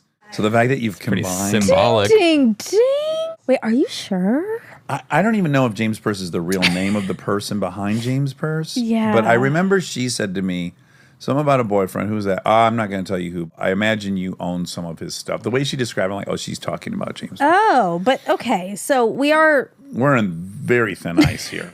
James Purse is the person. He's pretty attractive, so yeah. Is his real name James Purse? Purse. I mean, I say can't Purse. even say it. Some people say it weird. Pierce? James Pierce? I could be wrong, but James Purse. it's spelled P-E-R-S-E. P-E-R-S-E. Purse. Yeah, Not Pierce. I don't think so. You need an I in there. I agree. Okay, so James Pierce underneath and row on top. That's right. Okay, I have a grievance though. Okay. I ordered a purse also. I James pre-ordered. Purse? You saw that coming. I walked right in, but I didn't because of my COVID fog. Okay. You bought a James Purse. I bought a purse from the row. Oh, okay. Ooh. Pre-ordered. Okay. Okay. All right. But then I got an email today that there was a mistake in the stock or whatever, and they had to refund me, and I don't get my purse. I don't get my James purse. Oh, I know. And if we were still friends, I could, reach out to her personally and make her get into this. She probably has some in her house she could send me. Of course. Personally. Personally. That's God. nice. You know I have to keep all that original stuff in. Why? Because now it's a runner. Well, come on now. Don't get me in trouble. By the way, she never told me that. That was my deduction. Exactly. That's what we don't know. I don't know anything about it. It was just convenient for this story since it's the row and James Purse that I'm wearing right now. James Purse. Now we're saying James Purse. James's apostrophe purse. James Purse didn't sound like James Purse to me until now. I know. Oh my God. That's I'm probably confused. why people try to make it Pierce because they feel like it's Cha-Cha. confusing. Remember the woman we could never get a Kookaroo or Cha-Cha? Chi-Chi. Wait, what's her Chi-Chi? name? Chi-Chi Banana? Chi-Chi. Wait, Cha-Cha. shoot. Anna Canita Banana. No. Cha-Cha. Chachi. No. Charo Charo. Yeah, Charo. Charo? Yes. Okay, not twice, just once. It's been a blast from the past. It Remember, really is. That first year we could not get that right, and we still. We've had so many blasts from the past lately. I'm almost nostalgic for some of them Me too. because you were trying to think. We were together the other day, and you said like, "What is the joke we used to have?" And we couldn't remember it. Yeah. I know. I forget. Okay, people are sad about your voice. I just want to let you know Oh, in case really? you've not read comments. I haven't. Are they grossed out by No, it? they feel bad for little Monty is what they say. That's sweet. Almost, yeah, resoundingly, it's positive. Oh, I forgot to tell you this, and I might as well tell you on air. I did a screen grab, and I was going to send it to you, and then I forgot. And it is a Instagram message from Neil. Oh. Dat boy Swoley, which is Swoley. I think it means swole. It does. Yeah, but it's Swoley because he knows more. He knows stuff. He knows all the language that What I did know. he comment from on? 47. What picture? Aaron and I showing off our fanny packs in Disney World. Aww. Yeah. I loved it because that's not at all. I didn't think that was coming. I got this stupid fanny pack on. It's matching Aaron's, and he's a dat boy, Swoley. And Did he comment or did he? Yes. What do you mean? Did he comment? I didn't know if he DM'd you. Oh no, this is in public. Oh my God, I've got 4 likes. And you see, I gave him a Dat heart. boy Swoley. I gave him a heart and A praise. a prayer, another heart, a prayer, and then a third heart. I see that. That's pretty high in my emoji strata. Well, he's my brother. I would hope so. Of course. I think so. Ashley dated the. Oh my God, you're trying to bury me in this. Okay, what? No, it's the Subi Jeans CEO. Who's Subi Jeans? TSUBI. Ooh, I don't know. I've never heard of that. It was after Sarantino. Okay, we don't need to. We're trying to get her on this We can show. cut all this out. I'm just saying that. We're trying to get out of it, and now we got her linked to 2 more people. Sous vide, which I thought was a way to cook chicken to the right Sous vide. temperature. But it's a fashion guy that Sous vide. would make sense. Yeah, sure. Subi Jeans. I Of wish it was course. James Purse, Well, it could be. because she's too good for Soupy. Yeah, of course. I wonder if she'd be embarrassed if someone asked her, "Did you date Dax?" And she'd be like, "Ugh, I'm embarrassed." What no. if she says, "Well, I had this boyfriend. I'm not going to tell you who, but you might have heard his podcast." And the person's like, "Oh my God, she dated Joe Rogan." And like they'll be on at some point. They'll be on a podcast, maybe even Joe Rogan's, and say, this is cool. It's like alternate universes all happening at the same time. telephone audition. Yeah. Would it be really interesting though if she said, "My ex-boyfriend, I don't know, I'm not going to say who he is, but you may have heard of his podcast," and then the guy was like, "Oh my God, Ira Glass." That'd be great. Yeah. They'd be a good couple. I like Ira. Absolutely. Both very creative and interesting. Oh, I was thinking of Malcolm, but I still love Ira. Oh yeah, that too would make a ton of sense. Oh, the whole time you were saying you liked it, you actually were picturing Malcolm Gladwell. Yeah. Yeah. But I do love Ira. Okay. It doesn't look like she dated Malcolm.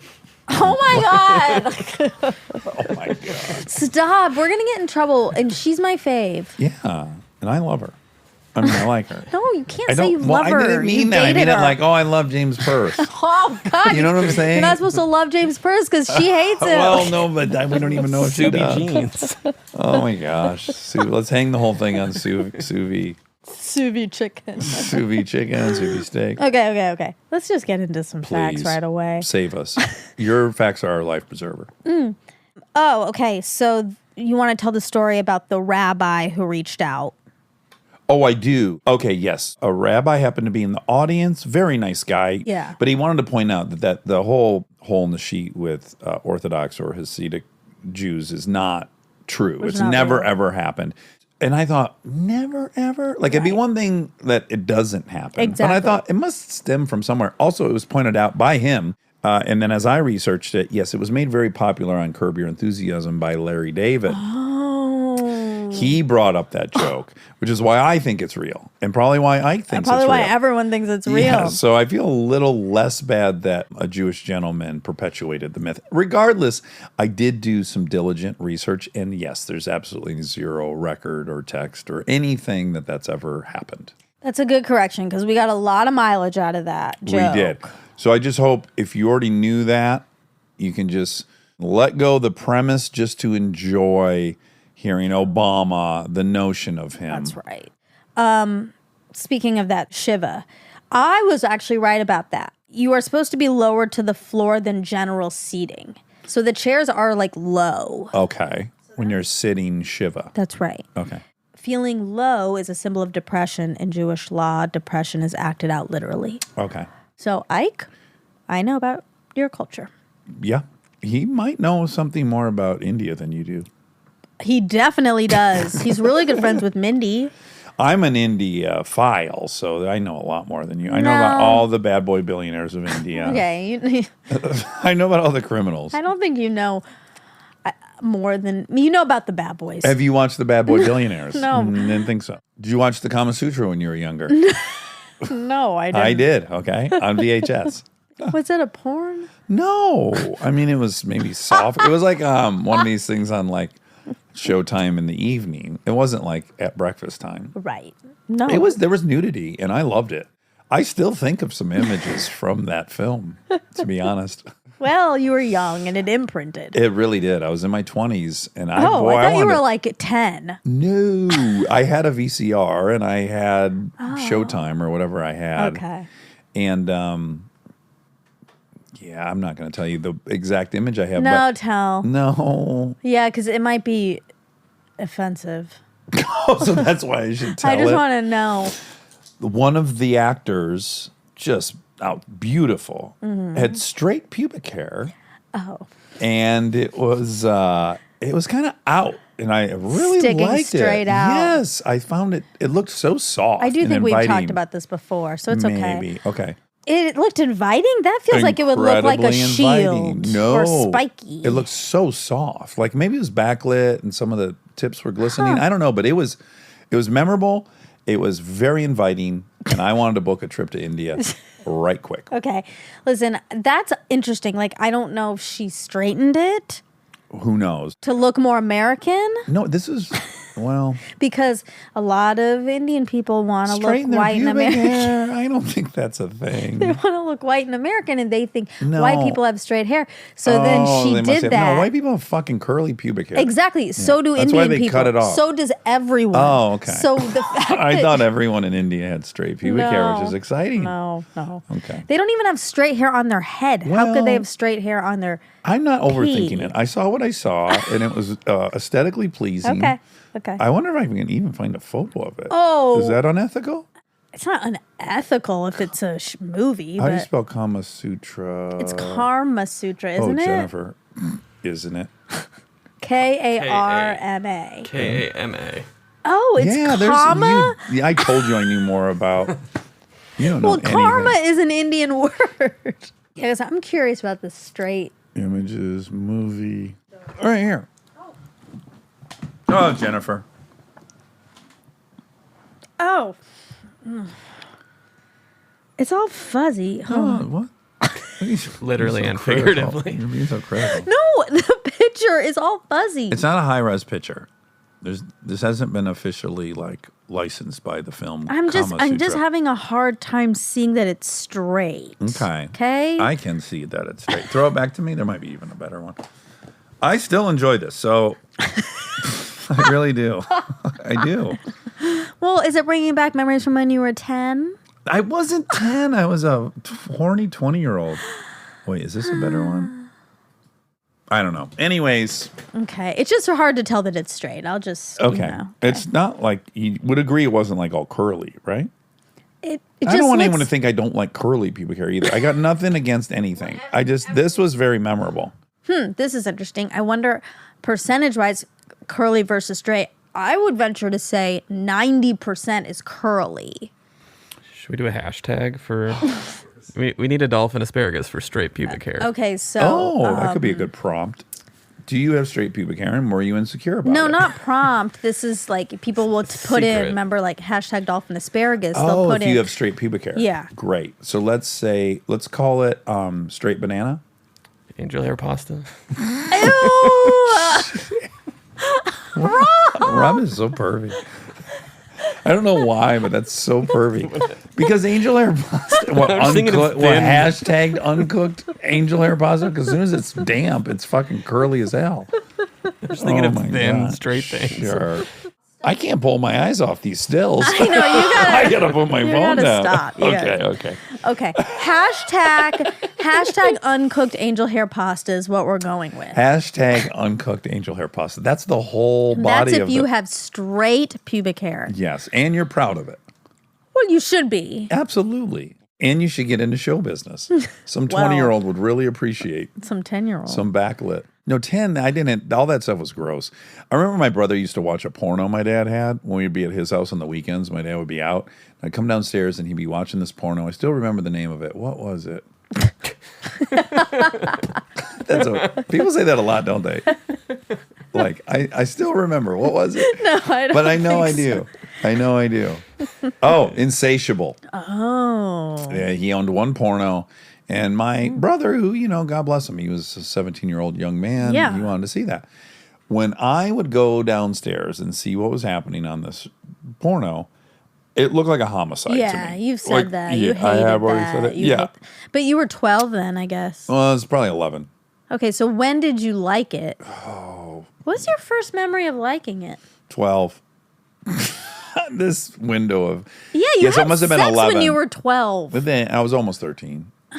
This is- 7th this grade. It might have been timeline- 13. Might have been 13. Okay. But even though, let me just say this too, even though when I had sex, still a porno was like very extreme. Really? Well, yes, because like the guy was like smacking a girl in the face with his penis, and they were sure. butt fucking, Sure, and sure. you know, the sky was the limit. Yeah. So that's not like what my But you were 7th grade still experience sexual was. when you were having sex, though. Oh, absolutely. I was Yeah. very into it, but not in a like on a pool table the way this porno. That's one of the images I have. The gardener came in who we swore was Tony Danza. It's not, but we were convinced it was Tony Danza Sure. and that he must have done a porno at some point. He was wearing a wife beater, very fit. He was a gardener. Don't worry, white. So I think that would worry you. It was a white gardener. And the woman was rich, and she was on, they had a pool table, and one thing leads to another, and the gardener is on her on the pool table. Okay. And it just was very extreme. Like that whole scenario was beyond what I was, Yeah. She was insatiable. She was. Yeah. She'd take a gardener. She'd take whoever else. Wow. Mm-hmm. Yeah. What do we think? What's your verdict? I don't know. What's the prognosis here? I don't know. Yeah, but it is weird. I would see it. It was horrific. And then one day I was like, that's like not that. horrific. Yeah. All right. And then you had sex the next day. And then the following evening I had sex. With your gardener? Yes, with my female gardener, who was white.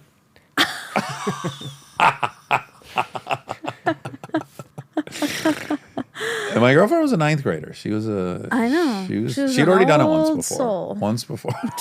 And an old body. Okay. All right. We're back. Okay. Who is the actual guy on the cover of Brawny Paper Towels? It can't possibly be after a real person. No, it is. No. Mm-hmm. Eric Soley's dad called him more than a decade ago and told him to buy a pack of Brawny paper towels. He went to the grocery store and found his face on the wrapper. It didn't look exactly like me, but it was pretty close, said Soley, a graphics manager for a civil engineering company in Tampa. His father, commercial artist John Soley, had used his face as inspiration for movie posters, NASA images, and TV guide covers. But nothing has done so much to make Soley, 37, a familiar yet anonymous household icon as a blonde lumberjack's image on every roll of Brawny. Now, however, he's about to lose his face on the label to the forces of marketing change. Oh. I do think he does need to lose the mustache, said Soley, who called the portrait a little dated. In the 70s, everyone had a mustache. He looked like he walked right out of Boogie Nights. Oh, ding, ding, ding, pornography. Oh. That was what that was about. Georgia Pacific, the maker of Brawny, ding, ding, ding, Okay. said Wednesday that it will temporarily replace the Brawny Man with racing legend Richard Petty. Oh, the king. But he had a mustache all the time. Oh. Continue. I don't know what exactly they're going to do, Soley said, so let's hope Petty doesn't crash into the wall or nothing and smash my head up. What? He seemed upset. What a quote. Okay. Do you know what I learned when I was in the South with Huey? He said when Dale Earnhardt died, most of the people in the South said, Jesus needed a driver. Oh, wow. Isn't that an interesting way to look at it? It's a spin. Yeah. Every time I tease Huey that he's going to die, I always say, Jesus needs an adjuster. Oh, there you go. Yeah, because he's in the insurance game. Yeah. Okay, let's just, once and for all, be really clear. It's Abercrombie. Abercrombie. Abercrombie. Abercrombie. Yep. I moved the M all over the place, Yeah. I think, when Abercrombie. Yeah. Abercrombie. Don't like it. I'd put an M in front of it. If we're redoing the Brawny paper towel and giving it to the king, Yeah. Richard Petty, let's go with Abercrombie. Okay. Like ampersand. Yeah. An amphitheater. An Anthropology. Nope. That's a store. That's Anthropology. Yeah, AMTHROPOLOGY. What if you were saying anthropology wrong this whole time? That would be Oh great. my God, I'm an amperthologist. Oh yeah, I can't even do amperthology major. I'm an amperthology amperthologist. major. Did Jared have porn and ding ding ding porn? Oh, that's the Holy theme of the day. crap! Wow, it's really fun when themes just appear. Yeah. Did he have porn in his college dorm? Yeah.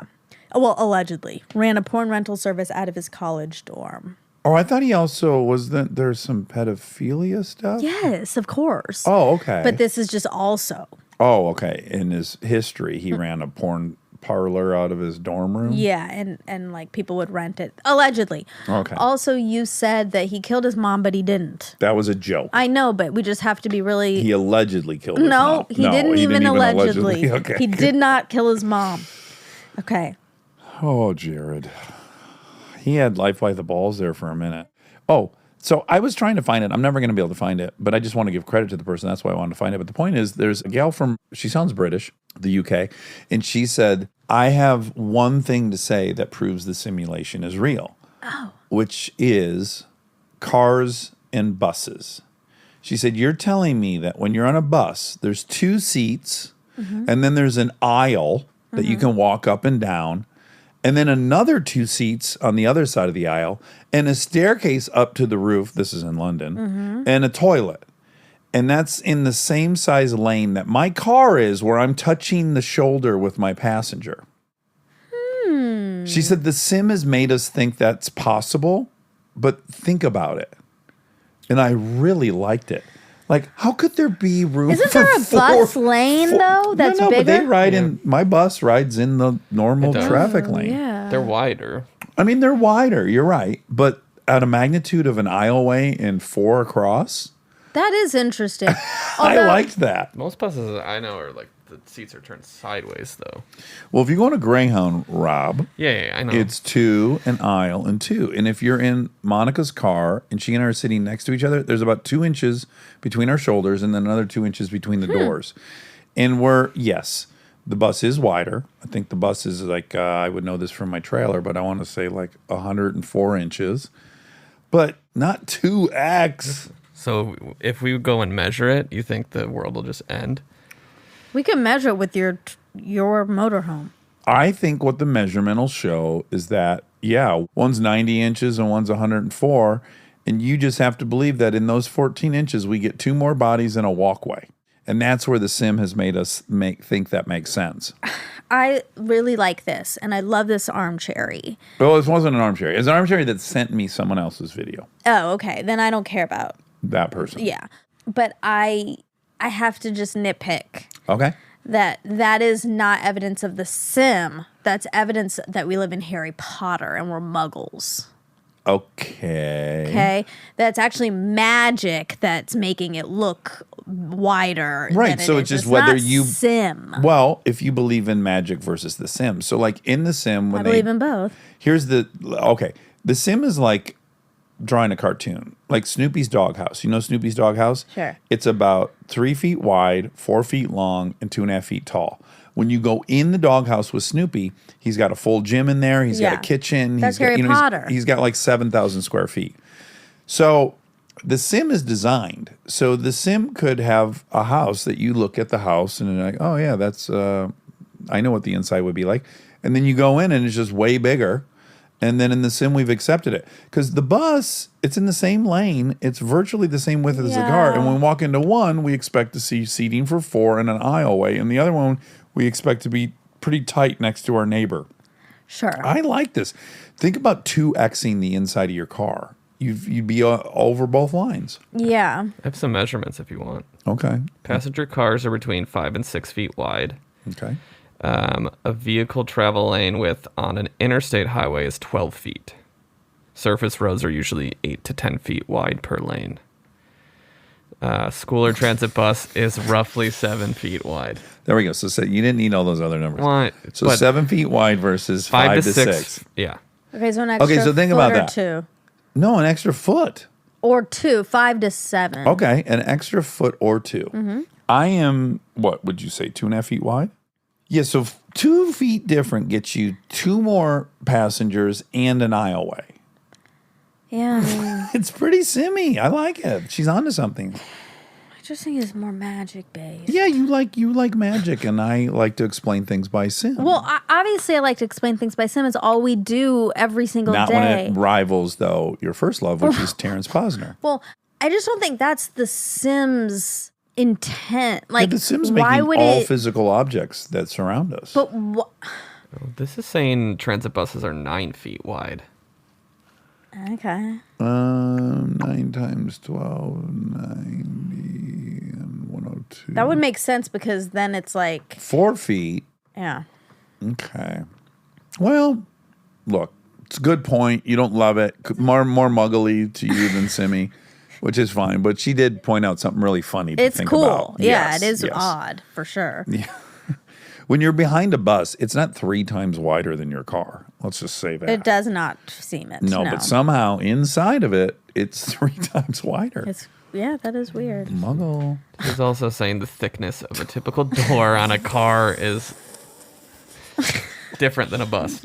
Buses When are you thinner. hit us with the fucking width of a road on a highway, Rob, that was so extraneous. It's crazy.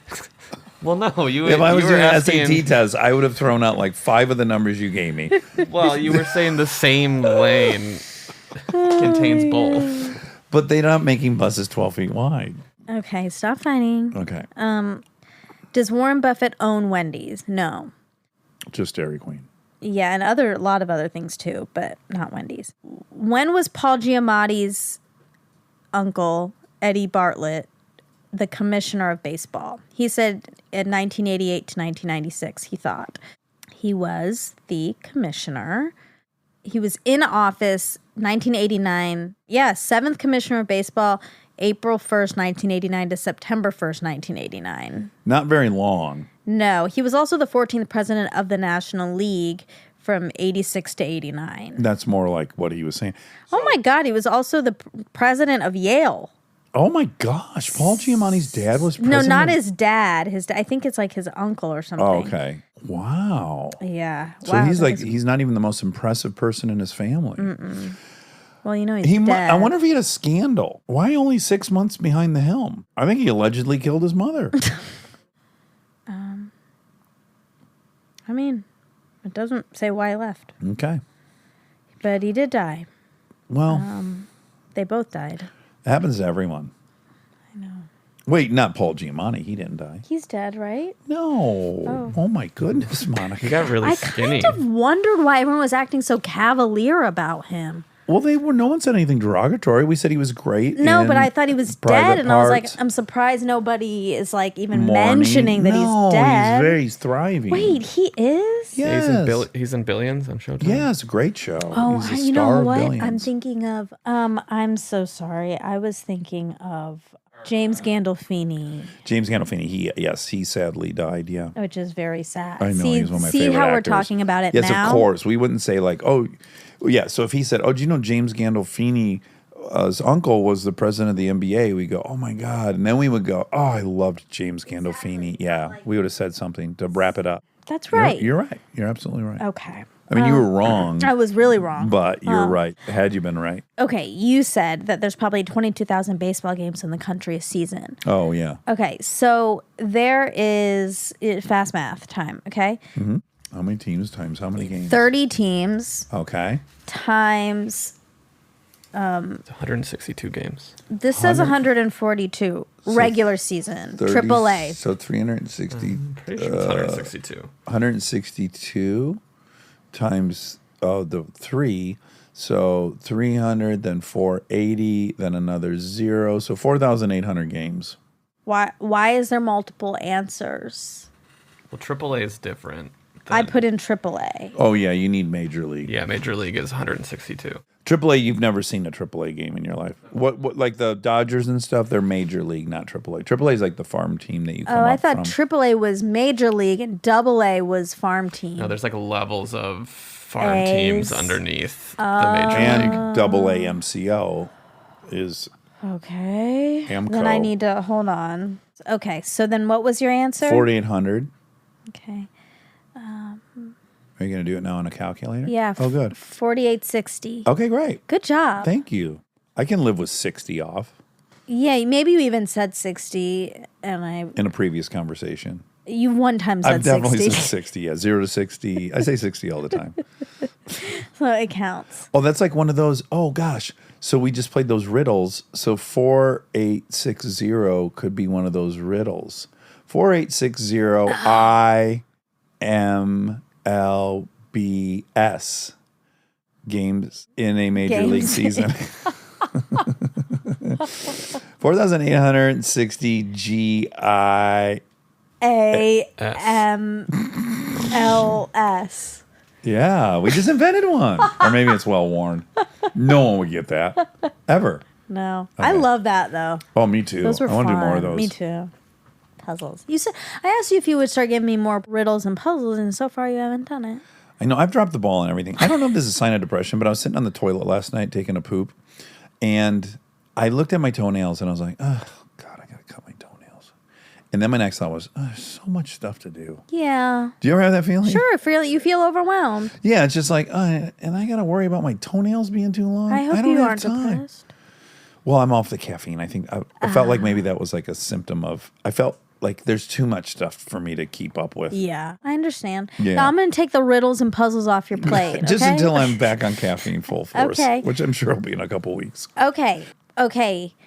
Speaking of stuff to do, Yeah. we have 4 new prompts, people. Oh, good. You're announcing our 4 new prompts. And starting next week, you guys are going to start hearing these weekly. We recorded all of June's, and now we're going to put new prompts up for July. So get on it. And these are the prompts. Okay. Tell us about a time you betrayed someone you love. Ooh, I imagine some juicy. people want to use a synonym for that, or a nom de plume.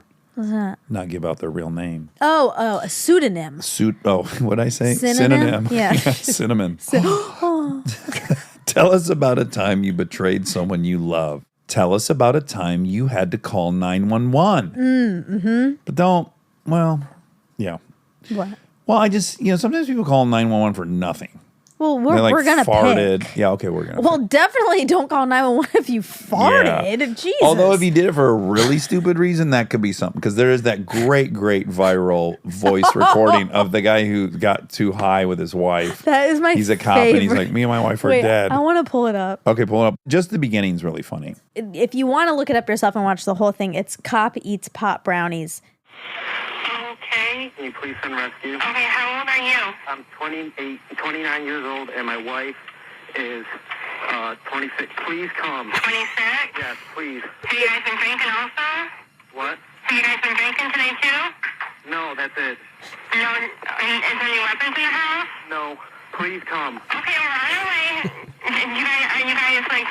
you guys have fever or anything? No, I think we're dying. How much did you guys have? I don't know. We made brownies, and I think we're dead. I think we're How much did you put in the brownies? I don't know. Was it a bag? Who made the brownies? My wife and I did. Cuba, come here.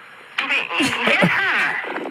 She's on the living room ground right now. Is she breathing? She's barely breathing. I think we're dead. I think so. Okay, can you look? Pardon? Can you look? Yeah, I can feel her. She's laying right down in front of me. Time is going by really, really, really, really slow. Do you guys do this on a regular basis? No, this is the first time that we've ever done it. And you've never done marijuana before? Yeah, I have. You have, and you've never had this reaction to it before? No, ever. We've never done it Let's go in yet. the Red Wings game. What? Who Let's won? go in the Red Wings game. I'm cool. I don't watch the Red Wings. Oh, okay. I just want to make sure this isn't some type of hallucination that I'm having. What's the score say? 3-3. What channel is it on? Channel 2. 2-2. Huh? It's 2-2. Okay. Here, please tell your officers they just passed me. Okay, they just passed you? Yeah. Okay, but you're... That's his address. Oh, man. Okay, well, we'll let them know, okay? Go outside and flag them down, okay? Okay, my mother-in-law just got here, too. Okay. Okay. Alrighty. Bye. Bye. My mother-in-law just got here too. Well, anyways, if you called 911 like that, I guess it's fine. We're happy to but hear it. otherwise, something significant. So Yeah. just really quick, tell us about a time you betrayed someone you love. Tell us about a time you had to call 911. Tell us about a place that you've made whoopee that you thought was going to be really romantic, but was a disaster. Tell us about your biggest Zoom blunder. Great. Well, yeah. So, guys, hop on that. Get on it. Can't wait to talk to folks. So far, we've talked to like 24 or 5 people, and it's been awesome. So fun. Sorry for yawning. Let me take 2. Say action. And it's been incredible. Okay, bring it down like just like 10%. Okay, say action. Action. And it's been incredible. That was great. Great job, Dax. Thank you. I put a little Arnett on it just at the end. And it's been incredible. Oh, wow. Okay, I love it. All right, too much. Love you. Okay, love you.